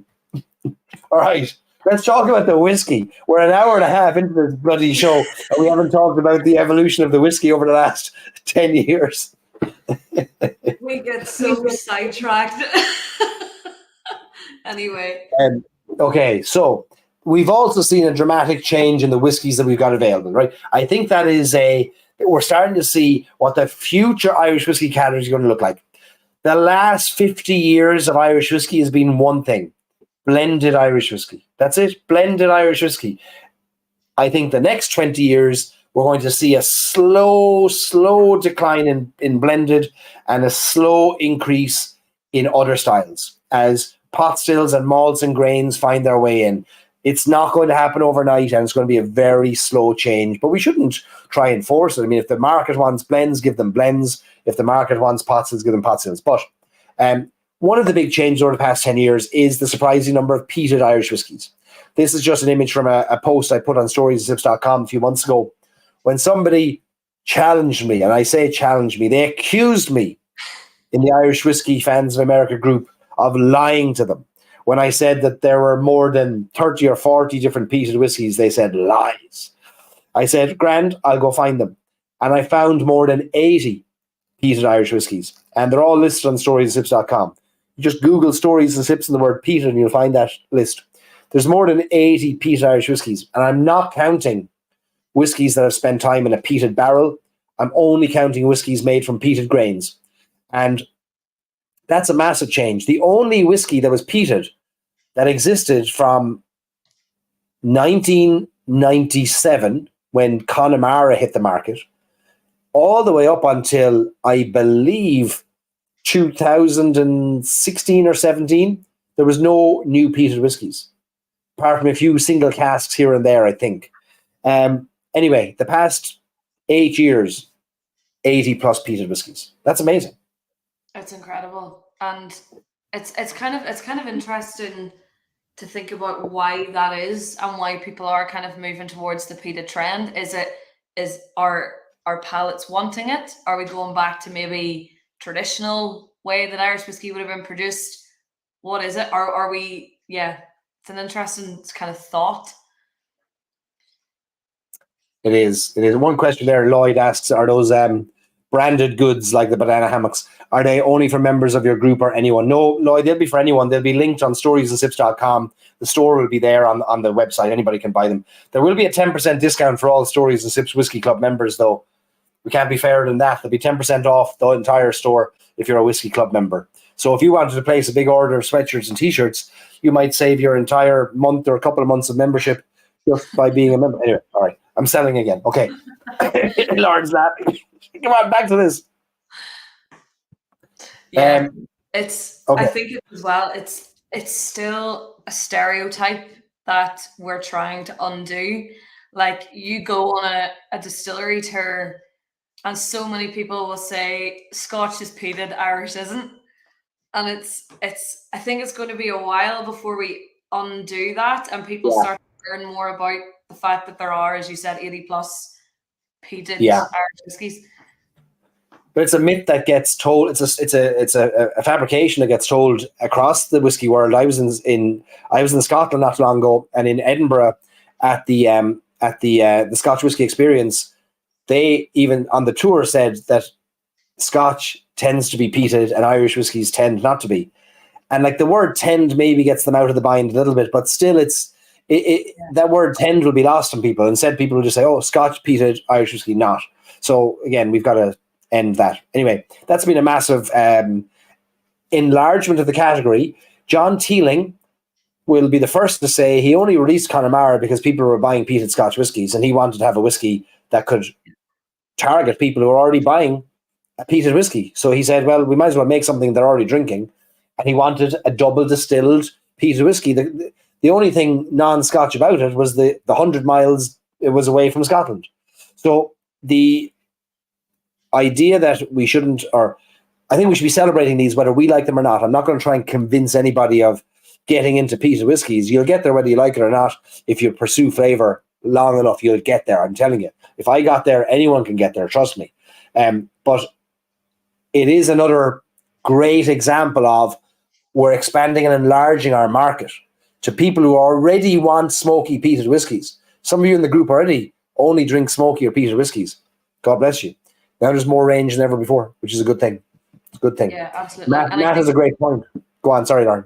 No, it's fine. I was just going to say, I think it's like the trend of peated whiskies could also be kind of attributed to the newer producers, distillers that were kind of opening up and, you know, being founded along the way, did see a gap in the market for more peated Irish whiskies, and they went with it, and it hasn't done them any harm so far anyway.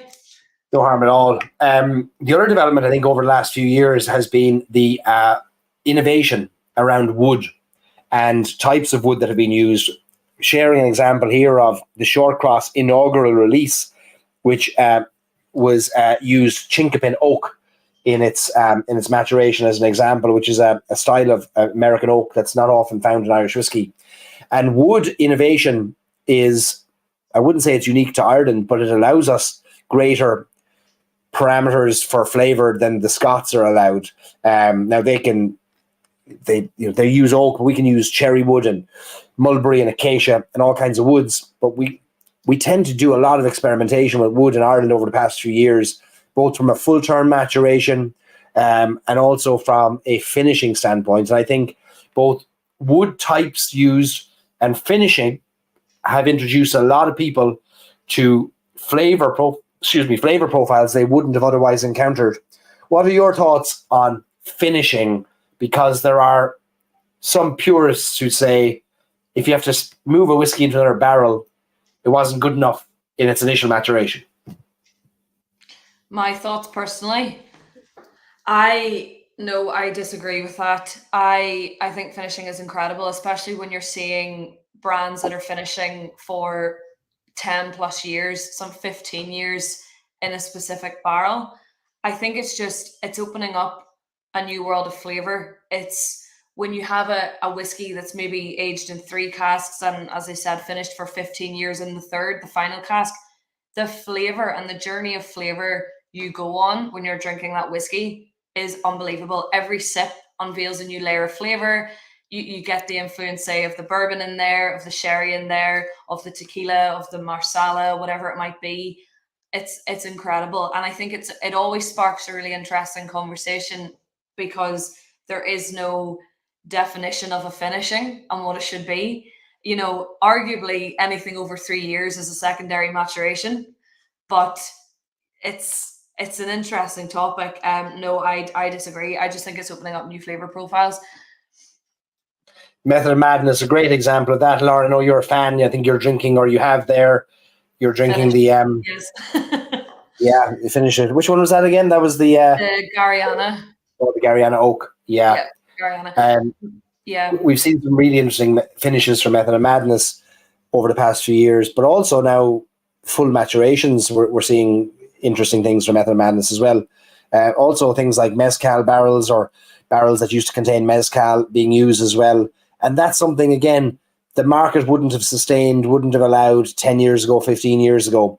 And I think finishing is a relatively new thing. I think it was the Scots that really invented it. But I was trying to work out, and maybe somebody in the audience will have a better idea for me, what was the first Irish whiskey that was finished in a barrel? And I don't know, like in more recent times, I think of the likes of the Wine Geese series from Greenspot as being an example.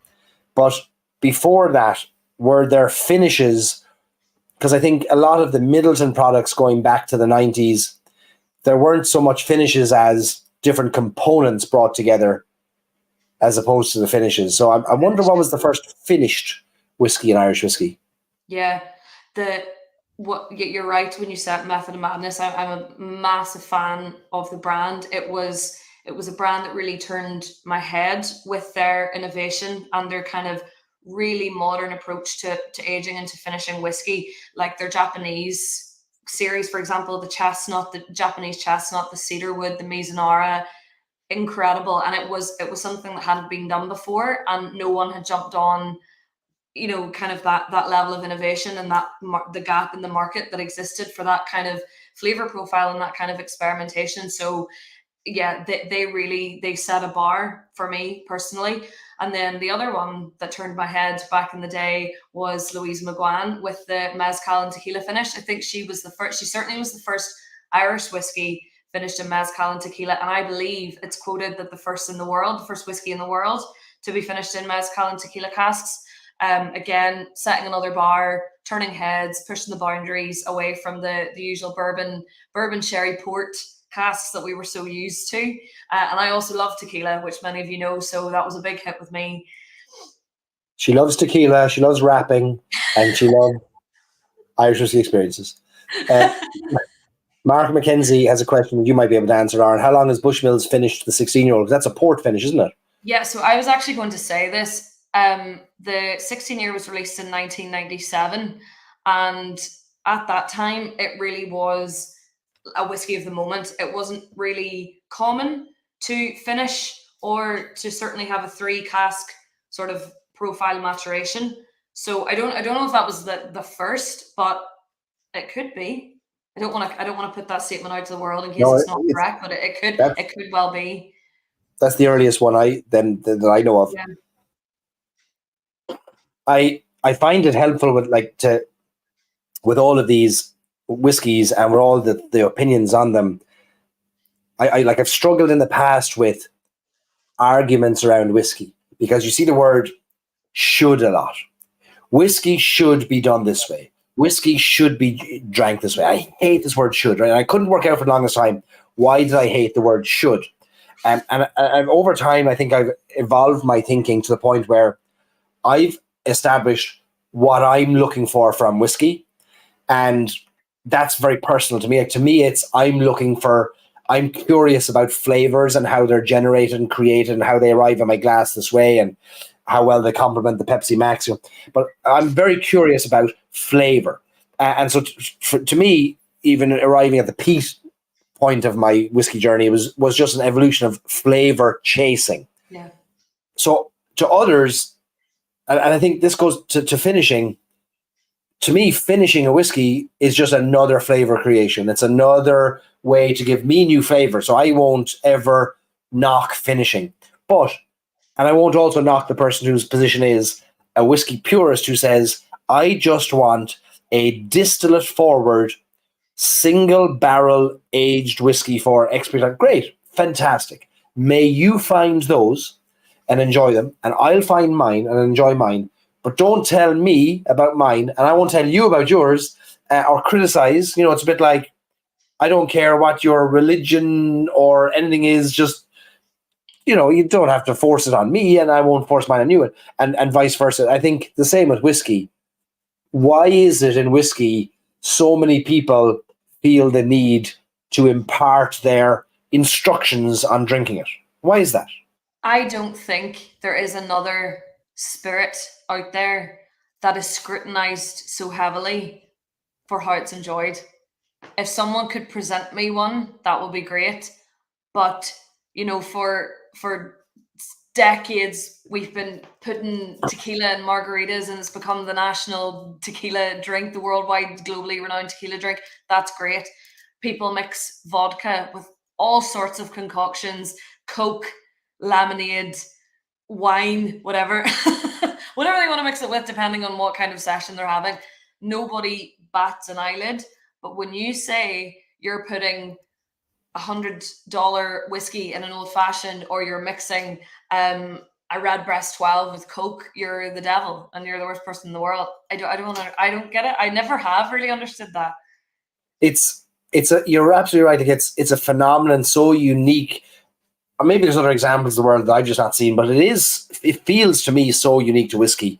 And I wonder, is it the other side of the coin of being so emotionally connected to a thing that anything that goes against our version of it is seen as a disconnection from our connection? Like, in the sense of, like, it disconnects us. Like, we feel personally slighted that a whiskey comes out in a different way or a different price point, or somebody's consuming it a different way. Like, we take it as a personal attack because we're so emotionally bought into it. I think there's something there to that.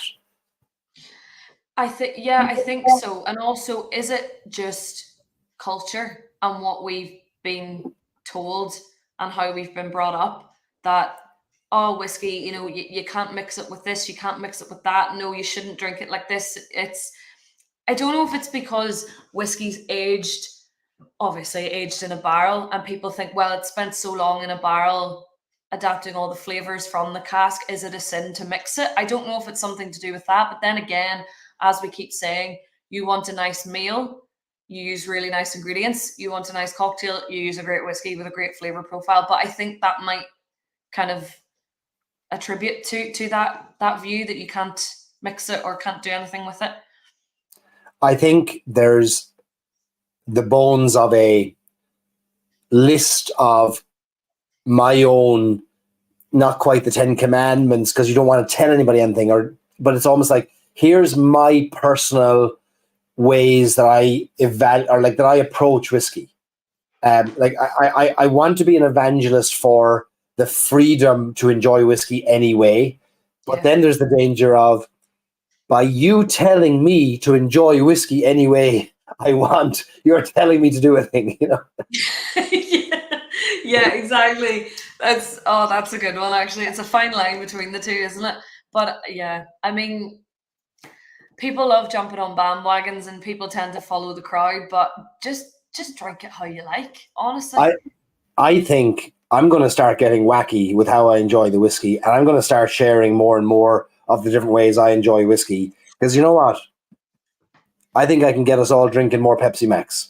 And I think I can get us all drinking more old fashions and whiskey and gingers and whiskey and Irish cream. And why don't we just start getting more and more wild with how we enjoy our whiskeys, and we'll share those. I'm going to start a campaign. I'm starting a campaign, and you're not going to talk me out of it.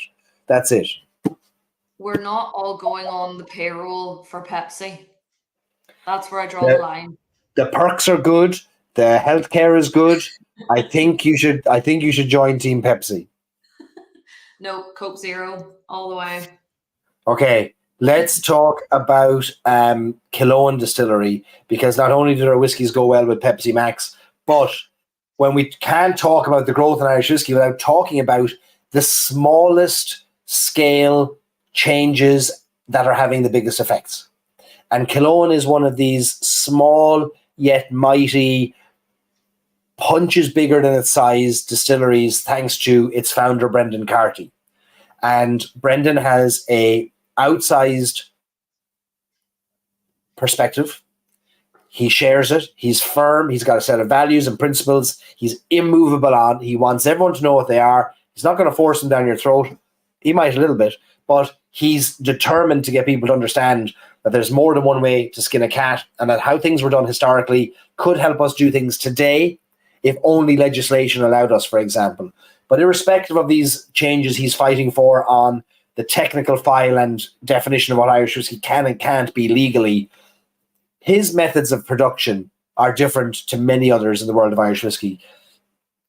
Open air fermentations, long, slow, 160-hour fermentations, wild mixed mash bills, using more oats than the oats that break the paddles when you're stirring them in the fermenter. Like there's his approaches to whiskey making are, I would argue, economically inefficient and flavor beneficial to us as consumers.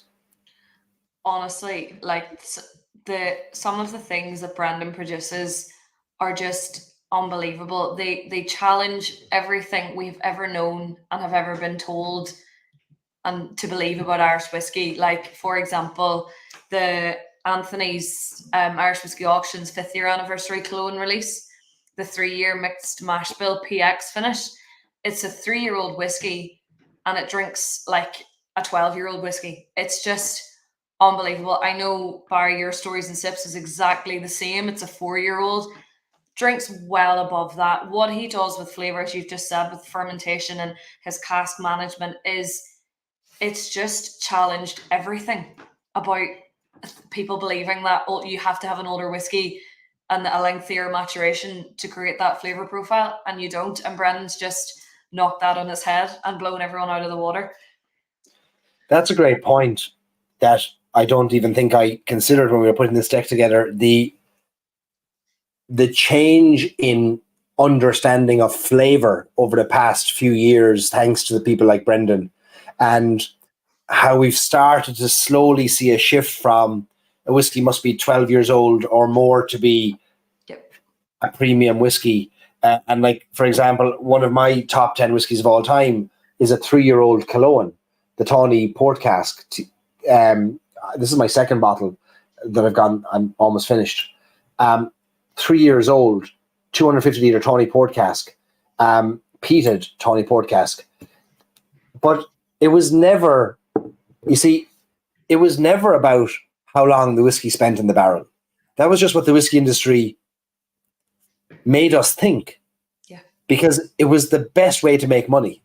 Because it's the least costly way to make money. To make it as fast as possible, put into the barrel as quickly as possible, leave it there where you don't have to do anything for a while, and then go make more of it and keep making more of it as quickly as possible, put it into barrels. The least economical way to make whiskey is to spend a week, 2 weeks making a whiskey and then put it into barrels. Like, that is so uneconomical because you're tying up all of your stills, your fermenters, your tanks, everything gets tied up while you're having long, slow fermentations, long, slow distillations. That's really poor economically. But I think we have learned from the likes of Waterford, Killowen, some of the ones I've tasted from Blackwater, young whiskies, Shorecross, another great example, youthful whiskies, where every aspect of their production was slowed down, had more considerate approaches to it, ends up tasting better wood selections even. It doesn't need 12 years in a barrel. That's a massive change in 10 years, isn't it? Completely, yeah. And I think Brendan, the way in which he operates, as you've just explained, just shows how much of a labour of love it is to him, and how much of a labour of love whiskey really can be, and the care and the passion that you can put in, and the outcome of that. And again, it knocks the whole 70% of the flavour comes from the barrel idea on the head as well.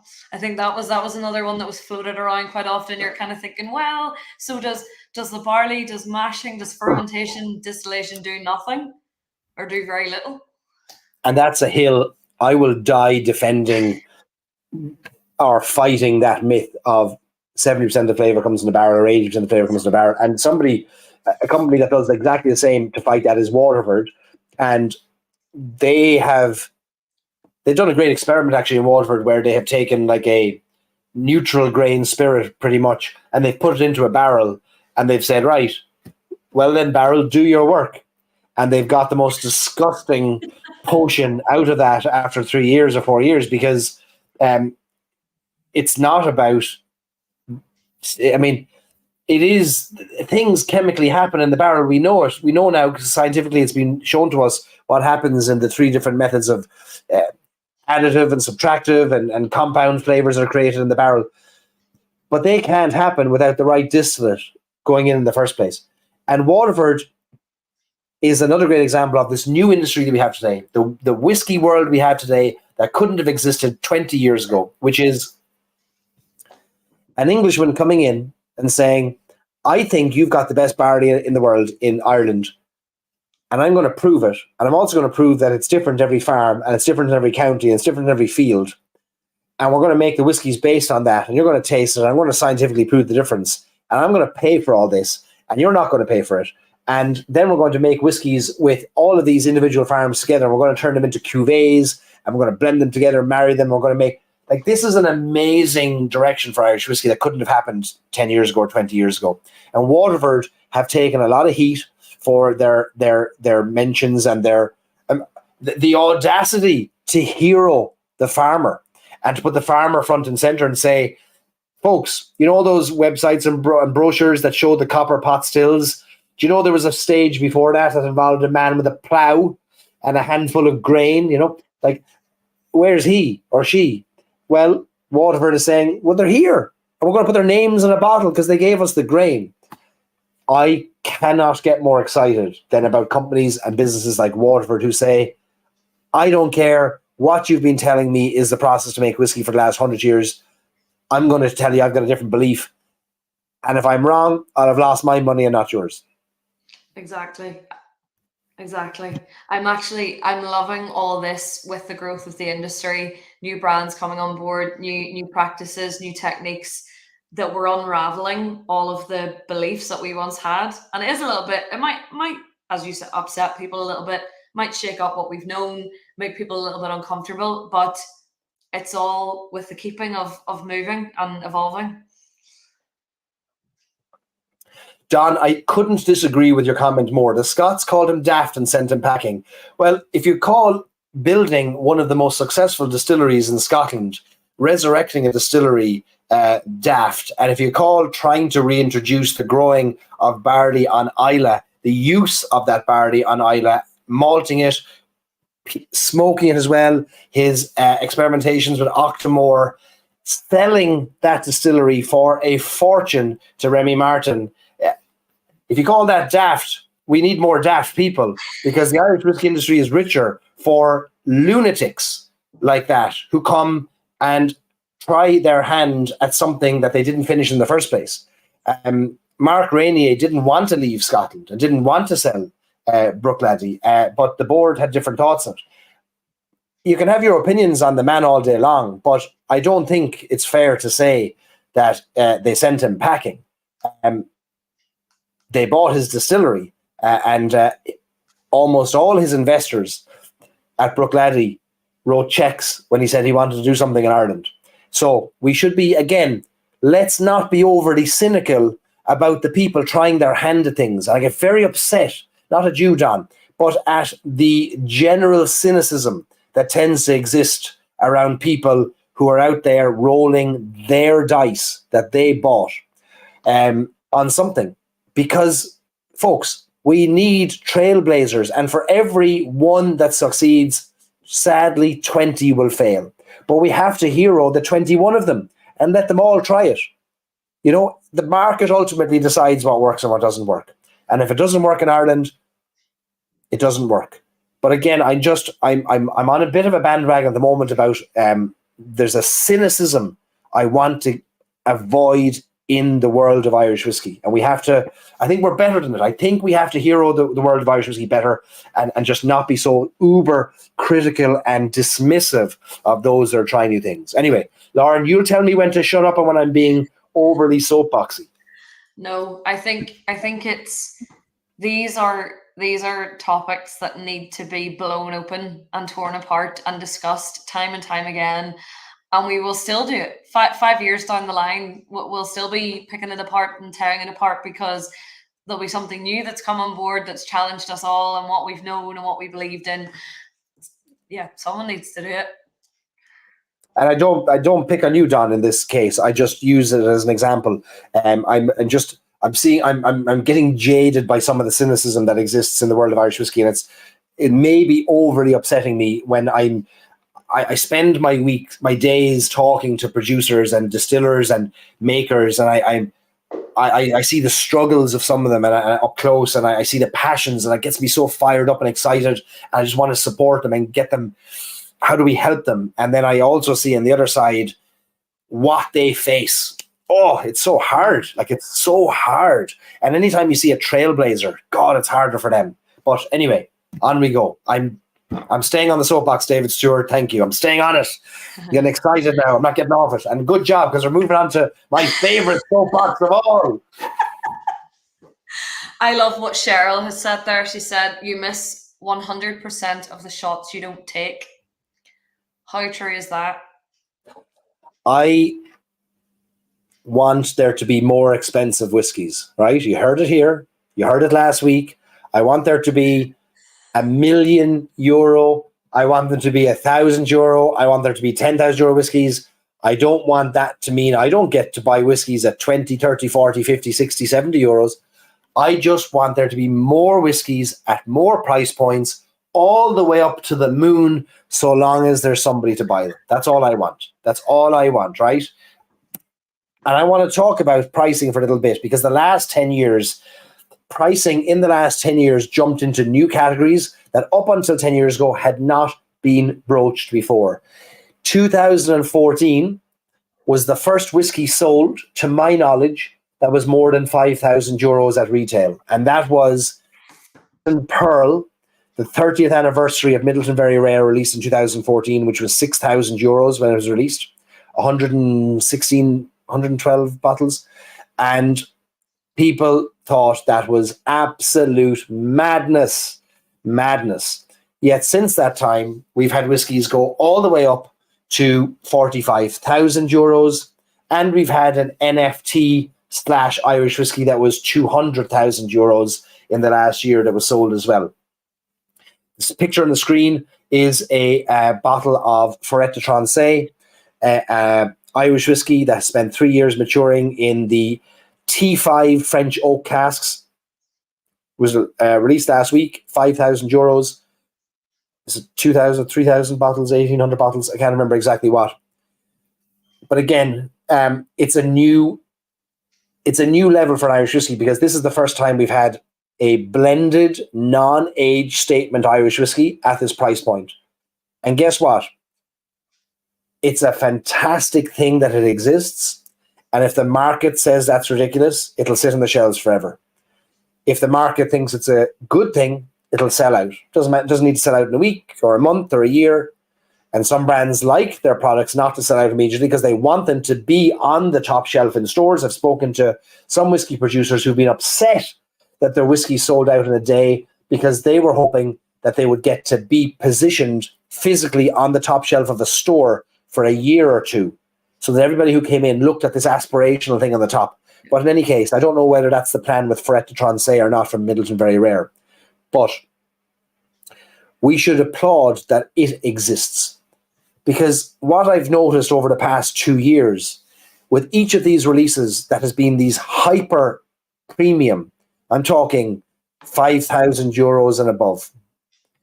Every time one of them comes out, all of the begrudgers come out of the woodwork shaking their sticks. It's like that Simpsons meme, old man shouts at cloud, And as they're all screaming at the cloud for existing, the everyone else is rushing to buy these whiskies, and every single one of them has sold out. Every single one of them.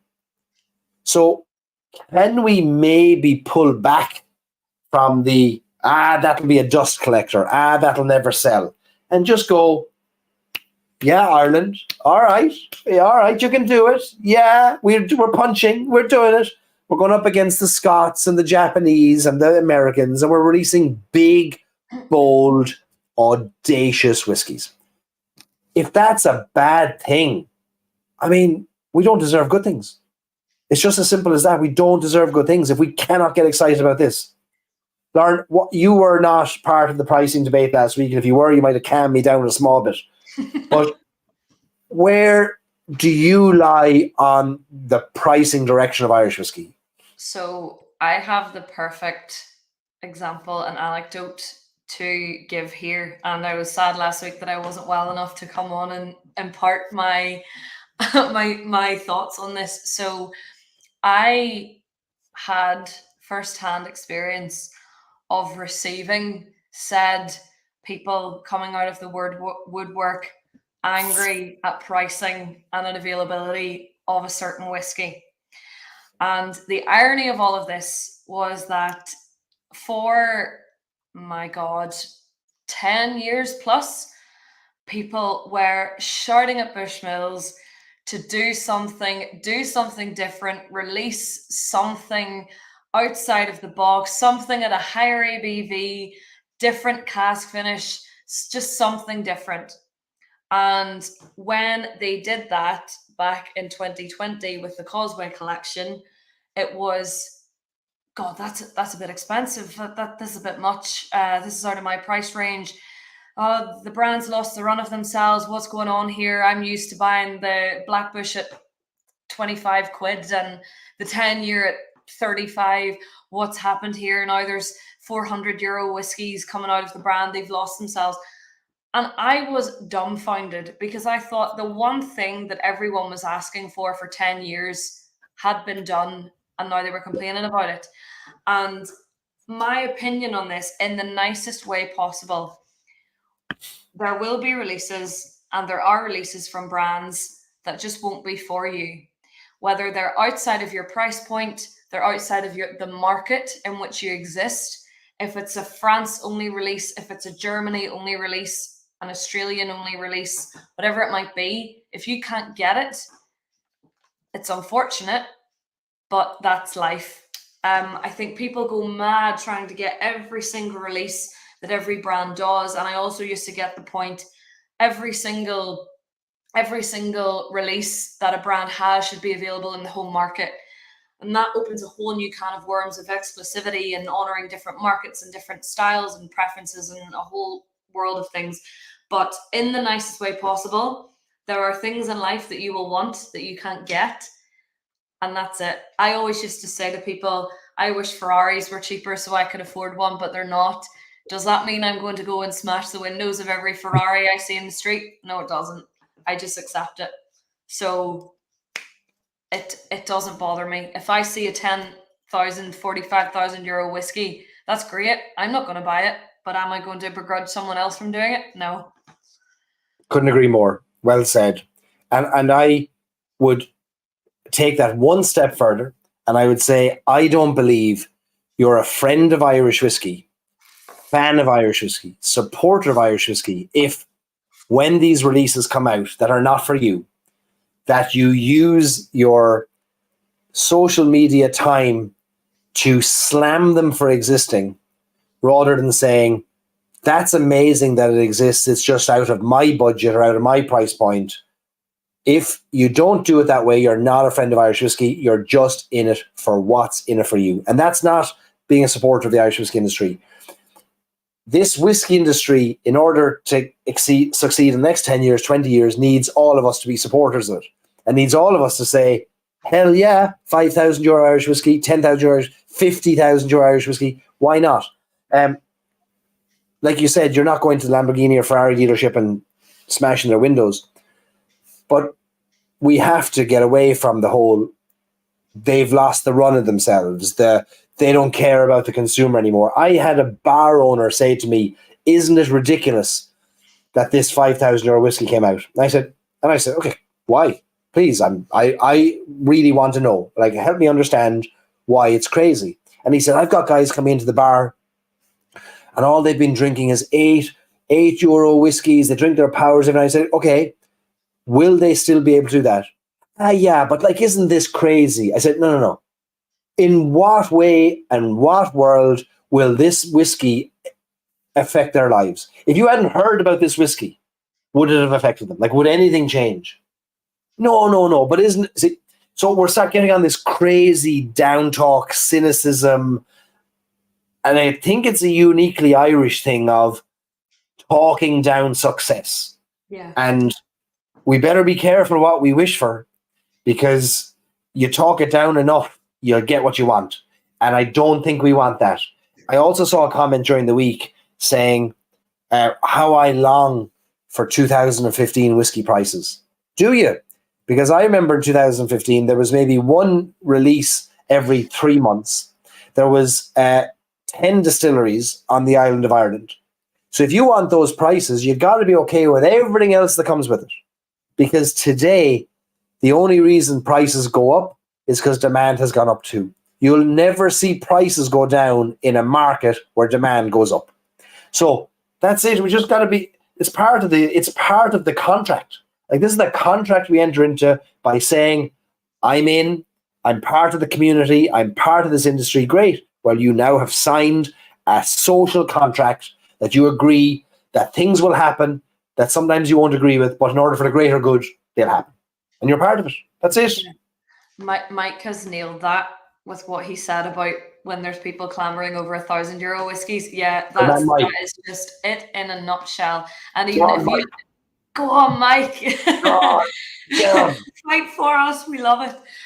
Even if you look at, if you moving outside of the whiskey category, if you look at luxury high-end brands like Prada, Chanel, whoever that might be, they make more money on their less expensive purchases, like their wallets, their keychains, maybe a purse, something like that. So a brand example of that would be Blackbush, Jameson Original, maybe, but they still have the super expensive 12K, 15K handbags, because there are people who want them and want that luxury and will buy that. And that's fine. That's okay. They might make most of their money. And as you said, Barry, the bartender was saying people come in here and drink 12 quid whiskies. That's brilliant. When I go out, I am drinking Powers Rye, Blackbush. I'm not drinking super expensive whiskey when I go out with my friends for an easy night out. It's if it doesn't affect you, don't let it worry you. Shut up and move on. I think, like, we're near the end here of all of these kind of aspects of the modern whiskey industry that we're talking about. To me, price has been one of the greatest barometers of our market maturity and our category maturity over the last few years, that we're able to go to market. I would even argue that the likes of Bushmills and Irish distillers were late to the party in acknowledging and addressing the hyper premium need for a product. Our alternative to this is when somebody has and regularly does spend 1,000, 5,000, 20,000 on discretionary bottles of wine and whiskey. And let me tell you, there are many of them out there. That the alternative to them buying an Irish whiskey is for us to have to point to the Scotch shelf, the Japanese shelf. Are we mad? We only want to point them to the Irish shelf. And up until now, they'd have had to buy 5,000 bottles of Jameson to equal the amount of money that they would have spent. In the world of luxury branding, there is a approach that is the reassurance of expensive. How reassuring it is that it costs that much. And if I drive a Rolls-Royce Phantom and I live in a €5 million penthouse and I holiday on my own private yacht, I will not be spending €25 on a bottle of whiskey. I won't be spending €100. I remember interviewing for in a previous job, part of research I was doing for a project. I had to talk to a billionaire property developer in the Midwest in the United States. And this is before I was big into whiskey. At the time, the whiskey I drank occasionally was Jameson Black Barrel. And I remember meeting this guy, billionaire, and first few questions, and he goes, "You're Irish?" I said, "I am." He said, "My favorite whiskey is Irish." I said, "Oh my God, that's so cool. What is it?" He goes, "I drink this whiskey every single day." I said, "No way, what is it?" He said, "Middleton Very Rare." I nearly died. My jaw nearly hit the ground because I couldn't fathom a world where someone existed that drank Middleton Very Rare every day. Like, this was out. I couldn't have afforded Middleton Very Rare. Like that would have been, at that time, I would never have spent that money. I don't think I'd ever spent more than 40 euros on a bottle of whiskey at that time. Now this is going back to maybe the early 2000s. So if he didn't exist, if that kind of person didn't exist in my world then, how many more out there don't exist to us now yet are spending that money? Let them spend it on Irish. Like, let there be more. This man should now be drinking Ferret de Trancé every day. Let him drink that every day. Yeah. Anyway. And I think I have kind of a nice little example of when something is, if something is priced like that, there's a reason, and the liquid's worth it, and it's showing value in a certain way as well. So as an example, when I started working with Bushmills in 2014 in the distillery, the 21 year, I think honestly was about €100 round about there. It was ridiculously cheap for what it was at that time. And when it started to creep up to 160 over the €200 mark, it actually started to sell better because people thought, okay, if it's at too low of a price point and it's a 21-year-old whiskey, it can't be that good. But as it started to go up, people saw the value in it and they thought, okay, 21-year-old whiskey at X price point must be worth this. I'm going to buy it. It was a weird kind of shift in perspective. So it's kind of like, well, if the liquid's great and there's a market for being at a certain price point, do it. There's a great example of this working perfectly in the comments here. Ted Brooks asks Paul Costello, was Ferret de Trancé worth 5,000? Because Paul has tasted Ferret de Trancé, right? So Ted asks Paul, is it worth 5,000? And Paul responds in the best way like this is the way it should be. For me, no, I have other builds, but it's not for me. It's great, it exists. I've tasted it, and it was super to taste it. And I think that the critical piece there for me is the for me, because, and I got a private message yesterday from somebody who was offered a chance to buy a certain whiskey at a certain price point, and they asked me, is it worth it? And I said, I have no idea, is it worth it, but I'll share some facts with you. And I gave them some facts about what that whiskey used to cost at retail, what it goes at auction, what it would be worth on the secondary market, just factually.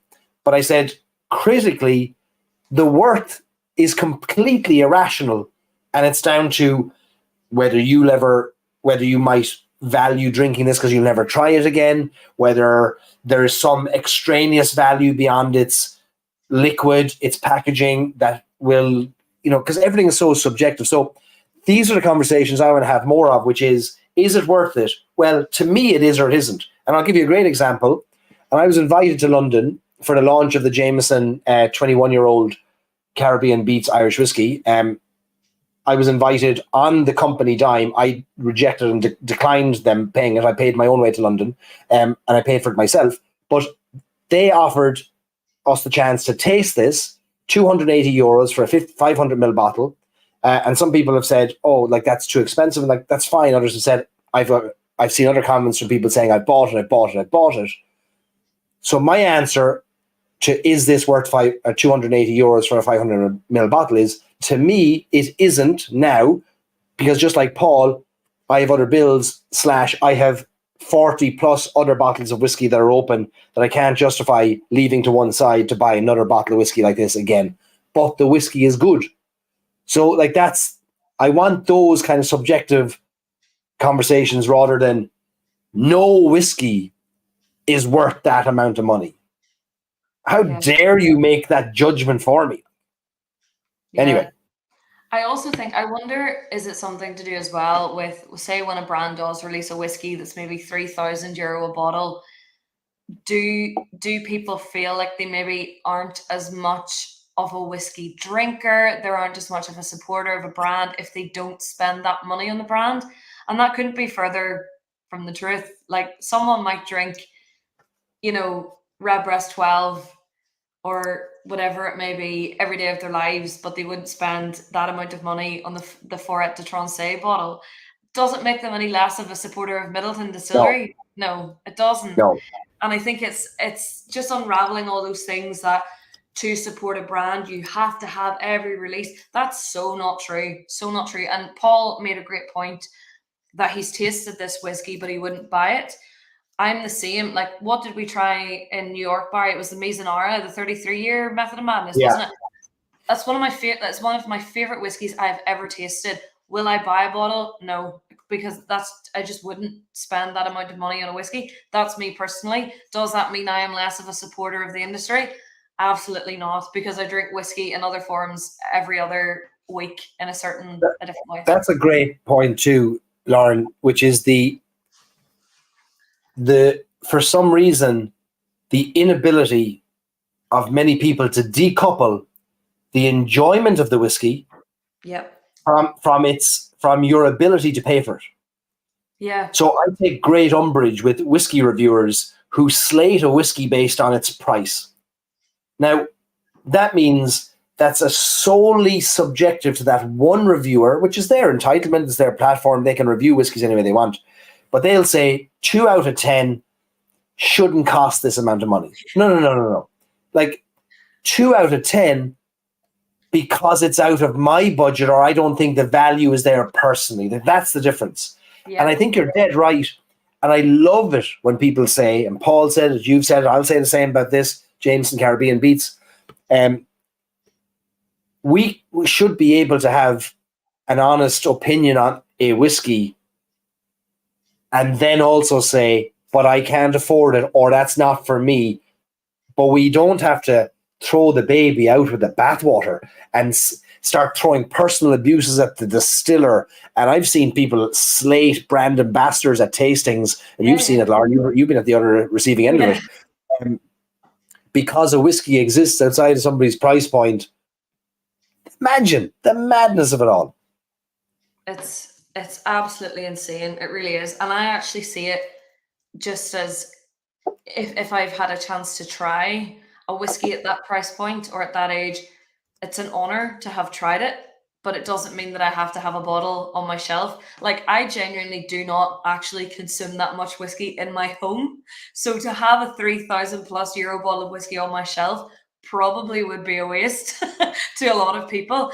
If I can have a dram of it or have a drop when I'm out with my friends in a bar, I am so happy with that. So happy with that.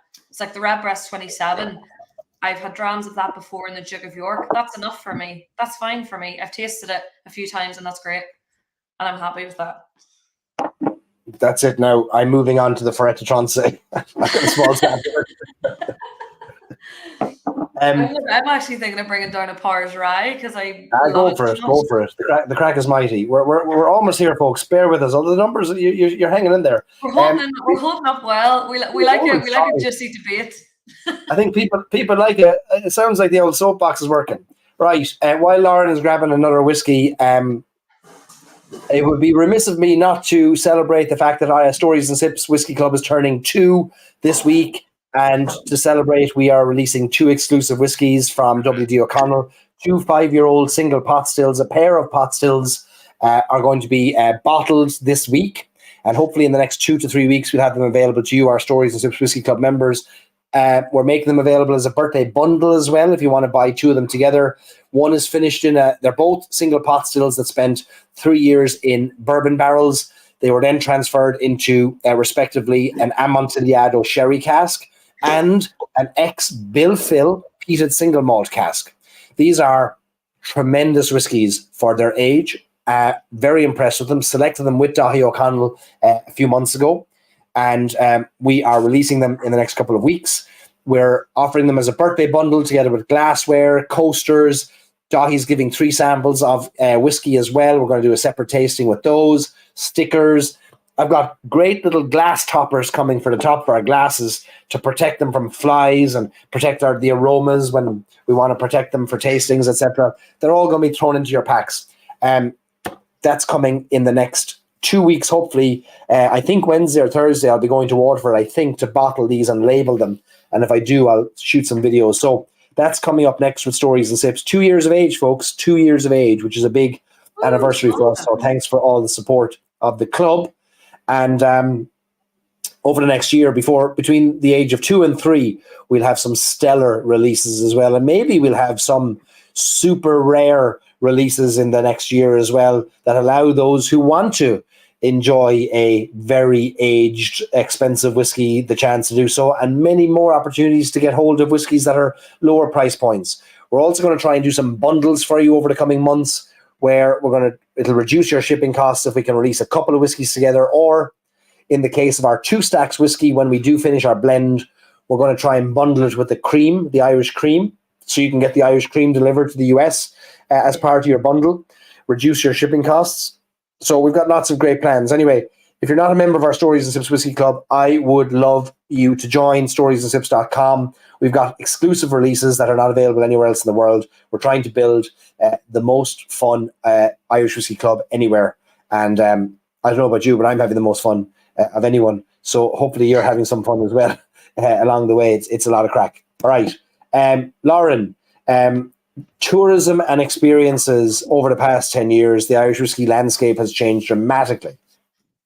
Completely. So the figures for Irish whiskey tourism, one of the sort of the ones that represents the growth of the overall Irish whiskey tourism category versus the general Irish whiskey tourism was kind of initially sort of examined between 2010 to 2015. So there was an insight and a look into the figures and the travel and the tourism around Ireland, and it was found that Irish whiskey tourism specifically was growing faster than overall tourism to Ireland. So Irish tourism between 2010 to 2015 grew 40.7%, but Irish whiskey tourism grew 63.7%, which is incredible. So it really was starting to become a category of its own.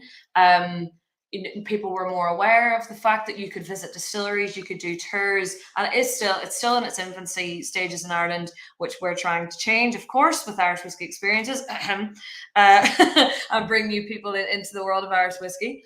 Now, pre-COVID, 2019, over 1 million people visited Irish distilleries, which is an incredible figure.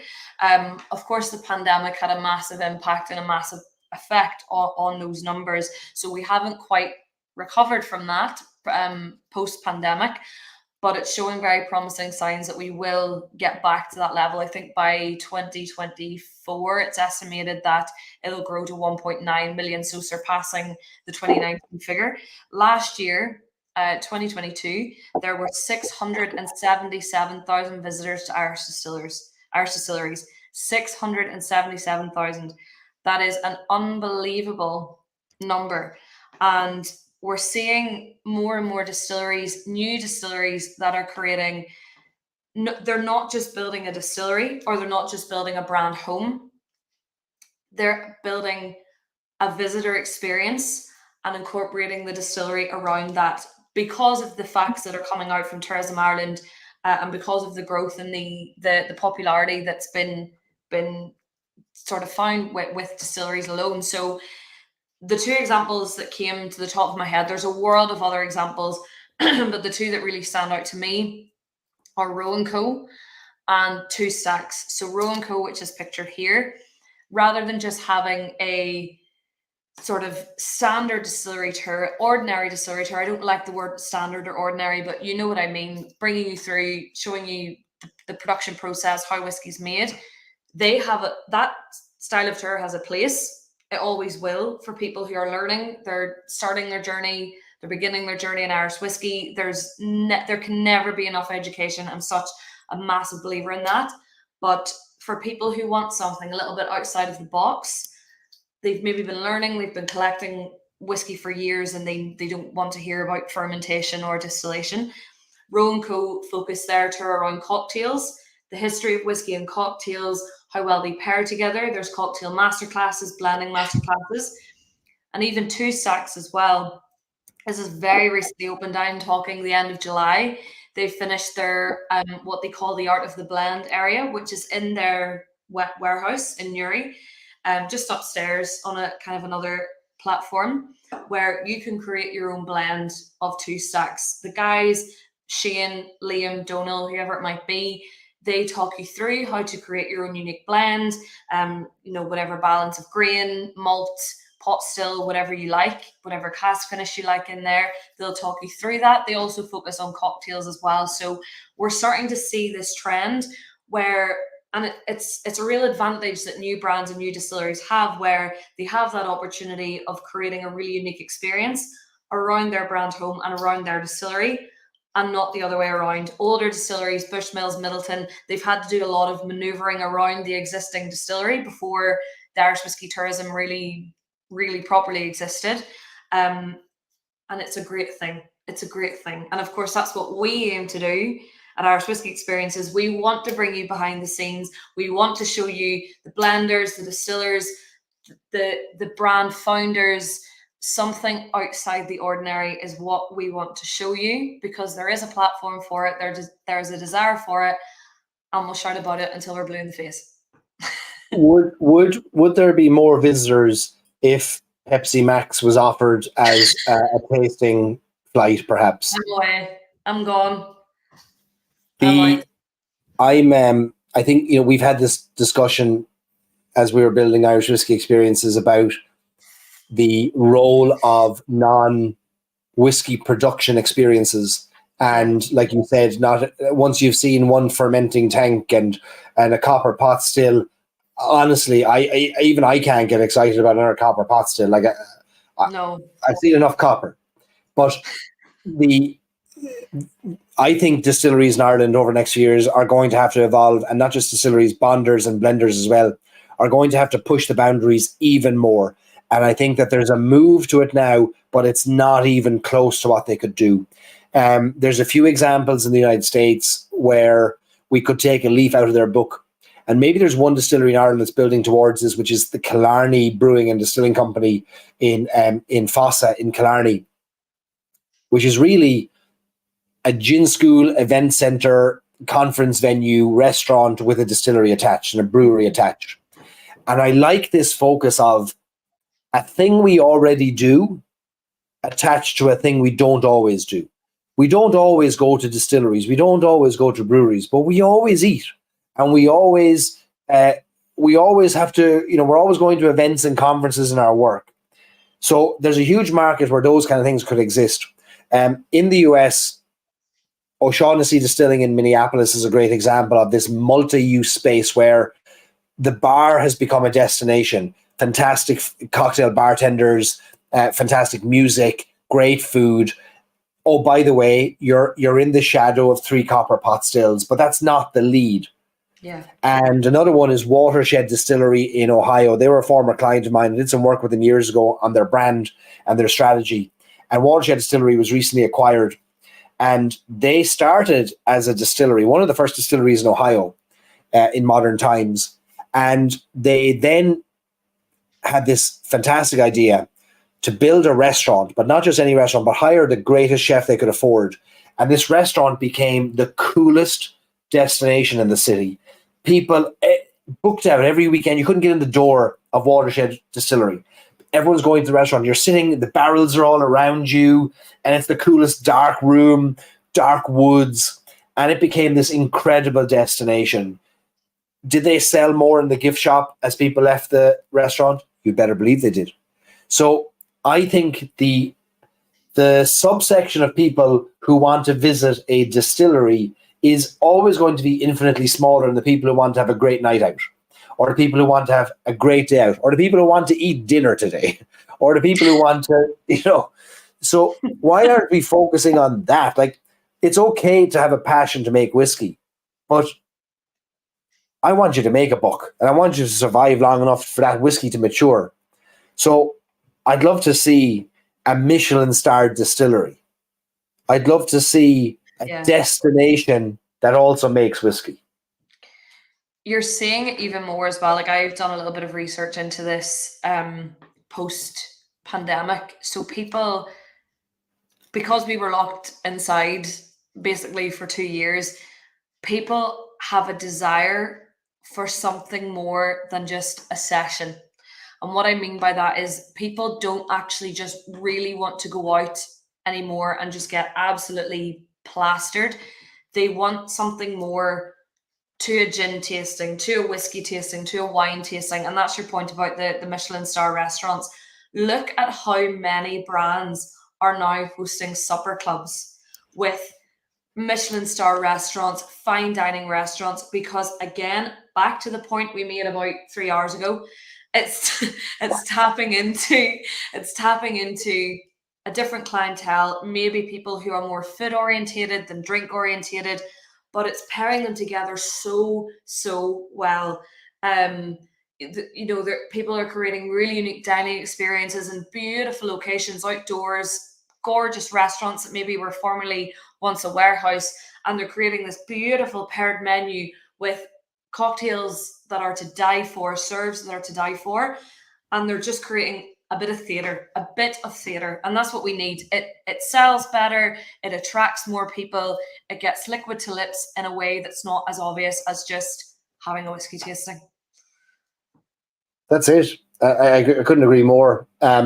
So, like, this is the modern whiskey industry in Ireland today is scratching the surface of what experiences can be, and I think it'll be a massive driver going forward. And I know we want to play a role in that for Irish whiskey experiences, and maybe we'll push the boat even more than we're doing to try and make that happen as well. Market awareness is at an all-time high, I would argue, in the Irish whiskey category. I've seen criticisms of the fact that the biggest Irish whiskey distilleries and brands are not Irish owned, and this is something I can. If you think I tire about the arguments of whiskey pricing, wait till you get me started on who owns what brand. We have an industry today that there are thousands of employees supported directly and tens of thousands supported indirectly because of the sales of Irish whiskey globally. That Irish Distillers is owned by a French company, or Bushmills is owned by a Mexican company, or we go on and on, is less important to me than the fact that we're growing as a category and money is being spent in Ireland. Yes, the share price these companies can go up if they're successful, and the tide rises for everybody. One of the benefits of being part of these global companies, being part of Pernod Ricard or being part of Beckman and all of these big drinks companies, is that we get access to market insights that we wouldn't otherwise get. And we learn from other brands within the portfolio. And we get to go, the marketing directors of Absolute and Chivas and Glenlivet and Redbreast get to be in the same room together and share insights about their markets. That's a good thing for Irish whiskey. And I think that market awareness has put Irish whiskey, and these market insights have pushed Irish whiskey into directions that you or I would say, oh no, we can't go in that direction. Like Jameson Orange, for example. Market insights told Jameson that one of the fastest growing segments within brown spirits is flavoured whiskies, led by the likes of Screwball and Fireball and all of the other flavoured whiskies that you'll find across the United States and across the world. And Irish whiskey didn't really have a play, but it does now. Jameson Orange was one of the fastest growing spirits in Ohio when it launched, after it launched, and is still doing the numbers today. Market insights are something that are new to us, I would argue, in the world of Irish whiskey, and is the basis of some of our growth today.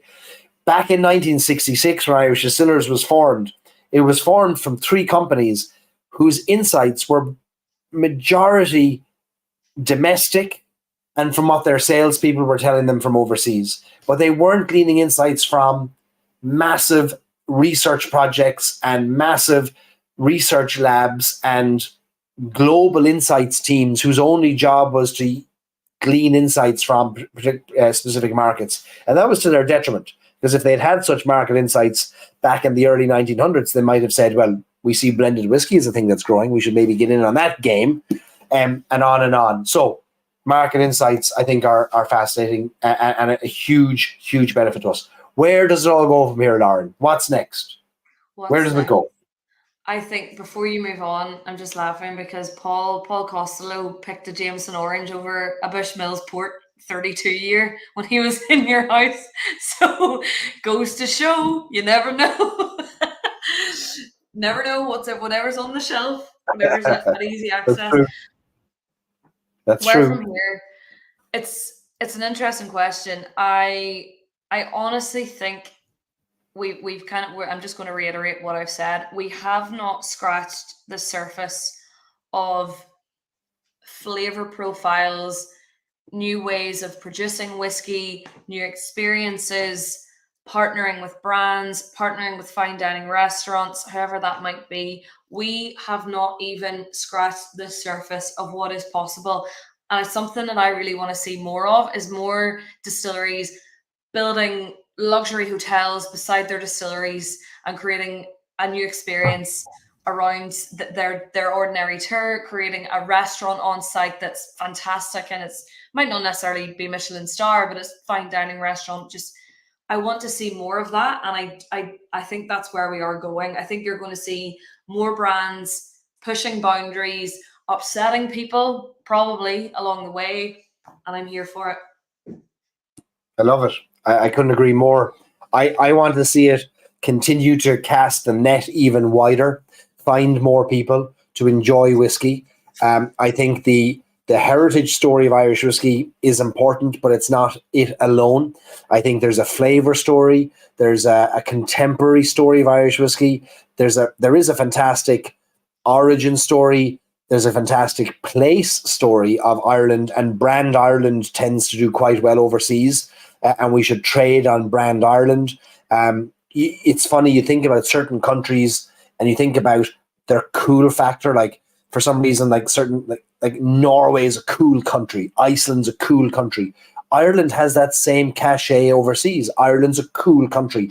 And so I think trading on that is important. I don't think we should be afraid to pursue flavor. I don't think we should be afraid to upset whiskey heads and whiskey nerds. I think there's a role for all levels of interest and fascination with whiskey, and not just people who are interested in whiskey, but people who are interested in having dinner and having experiences. And maybe there's a theater inside a distillery, like whatever it is, we got to keep pushing the envelope, and the boundaries have to keep being pushed. I couldn't applaud more those who take risks, like putting a whiskey in a can, releasing a €6,500 whiskey, building a distillery with an event center, you name it, on and on and on. And I'll go hoarse shouting for us to support these people, because if we stagnate and we listen to the begrudgers and we listen to how it's always been done, you can be sure we'll have nothing to worry, we'll have nothing to shout about in 20 years' time, because there'll be nothing left. So let's keep pushing and pushing and pushing and pushing. There was that's it. That's where it goes from here, hopefully. A couple of comments there. Ted says one of the interesting ones is the Scotch Malt Whisky Society. They have the vaults and other venues. They do. Ted, I was there a few weeks ago, and I popped in. I was over. I did a quiet, sneaky visit to Edinburgh, because I'm a member of the Scotch Malt Whisky Society, and I look at them as a model for stories and sips a lot. And I went to the vaults for the first time. Not the vaults outside in Leith, but their other location in Edinburgh, in city centre, and experienced it for the first time, because I wanted to do some research for stories and sips, and I got a lot of, I really enjoyed it. They do, I think, what they do really well. 30,000 members around the world. Paul says Clarny Brewing and Distilling is absolutely amazing. Bar, gin school, tasting rooms. Yeah, it's a stunning, massive venue. David Stewart says Tin City in Paso Robles, California has multiple tasting opportunities. Wine, beer, whiskey, vodka. Yeah, so I think it's about that diversity of approach, experience, and not just we have a tour at 10, we have a tour at 11, we have a tour at 12. Like, okay, that's grand. Like, now saying that, You take the likes of Teeling in Dublin. Every single hour of the day, Teeling Distillery sells out their tour of a distillery, but that's because it's a Dublin city centre distillery with a footfall that can do it. Exactly. Folks, just keep supporting Irish whiskey as best we can and telling our friends, and let's not gatekeep any aspect of it. Drink it, mix it, feed it to your friends and family, feed it to the dog if the dog likes it. But we just need to keep enjoying it. Is the bottom line, responsibly. We've gone for a while here now, even with the hour back. We still have one. Yeah, true. I just want to pick up on a comment that I saw from Amy. She said she'd had, I think, Redbreast PX and Tawny, which she would drink over a more expensive whiskey any day of the week. I could not agree more, because Barry, you know how much I love my Powers Rye. Would I pick that over drinking the Foret de Tronçais or maybe the Mizunara Method of Madness? Yeah, I would, because it's just great and I love it. So I could not agree more with what Amy said, and I think that's a good point to end on. A high-end whiskey looks different for everybody. How lucky are we that all these options exist and that there is an industry capable of employing Lauren and me to work in a non-distilling capacity? Like, put it that way. Like, that's another way to look at it. We get paid to commentate and to support it and to help drive it in a different way. Another, perhaps, sign that there is today, touch wood, a buoyant whiskey economy that we have to keep supporting. So look, the fact that all these things exist is good for all of us, and we'll keep celebrating their existence while similarly crying that we can't afford them all. And both things are okay to do at the same time.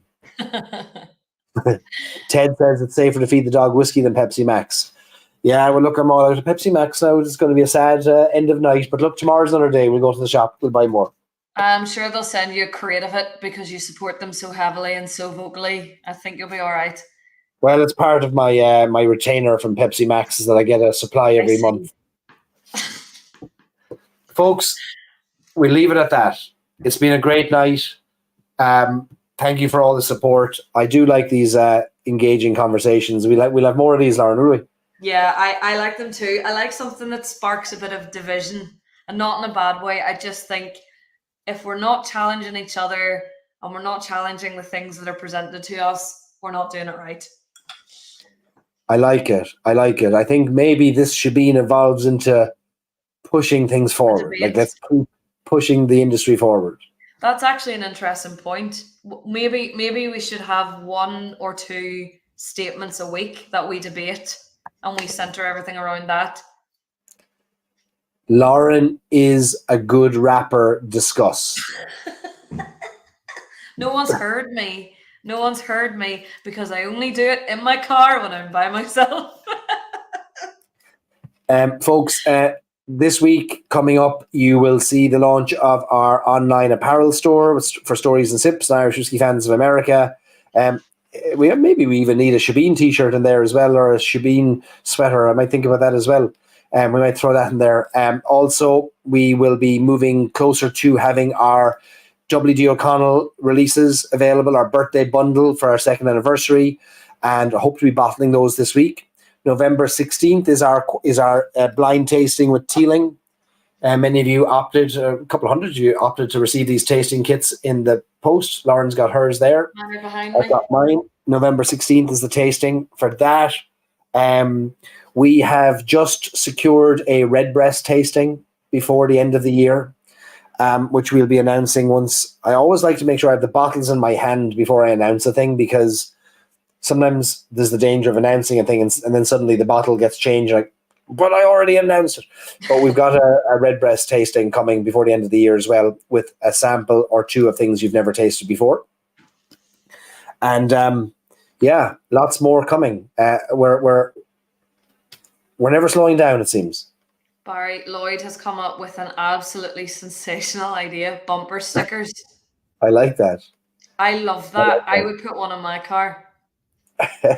Okay, maybe we need to run a poll in our Facebook group of what should be on the bumper stickers. I think the Asher go on then, or what was the one on the t-shirt? Like, Yeah, sure, go on then. Was that it with the Guinness and the whiskey?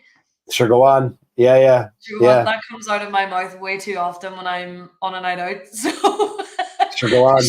sure, go on. I have another T-shirt that it's got like 9 pints of Guinness in it. It says I just have the one.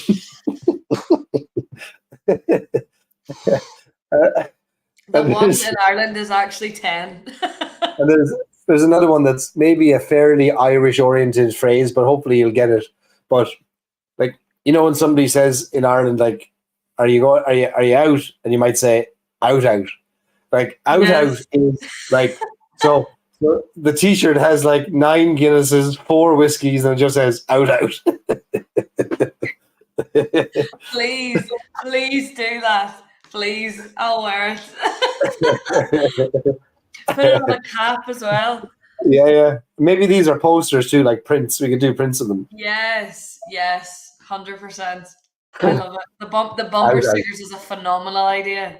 Yeah, we'll figure out the bumper stickers. I'll run a poll on that. Rick Green says he's seen us both out. Yeah. Oh, Rick, you have more than our livers care to remember. The Shelburne is where dreams go to die, and also our lived dreams are lived. It's a fact. Shinee, folks, that's it. If you're not, last promotion for Stories and Sips Club, we've got some interesting whiskies coming up, blending opportunities, tasting opportunities. We're trying to grow Irish whiskey and support small independent whiskey companies at the same time. We'd love to have you join us, storieandsips.com/club, and you can join anytime from anywhere in the world. Lauren, thank you for the crack. I'll see you in Belfast for our whiskey weekend. And even though our whiskey weekend ends on Sunday, we might be brave enough to do a Shebeen next Sunday as well. We'll talk about this tomorrow. We'll have a think about it. You might be brave enough. I might be worn out and stressed from Belfast. No, we'll work it out. We'll do it. Well, here next Sunday could actually finally be the live stream of me in Belfast bars, which is heavily requested. May I add? No, Lord, nobody wants to see that. Like nobody wants to see it. Nobody. No one needs to see that. Okay, folks, Sláinte, good night. Thank you for the crack. We'll see you again very shortly, and I love all the support. Thanks so much. Keep drinking Pepsi Max and whiskey. Sláinte. Sláinte, everyone.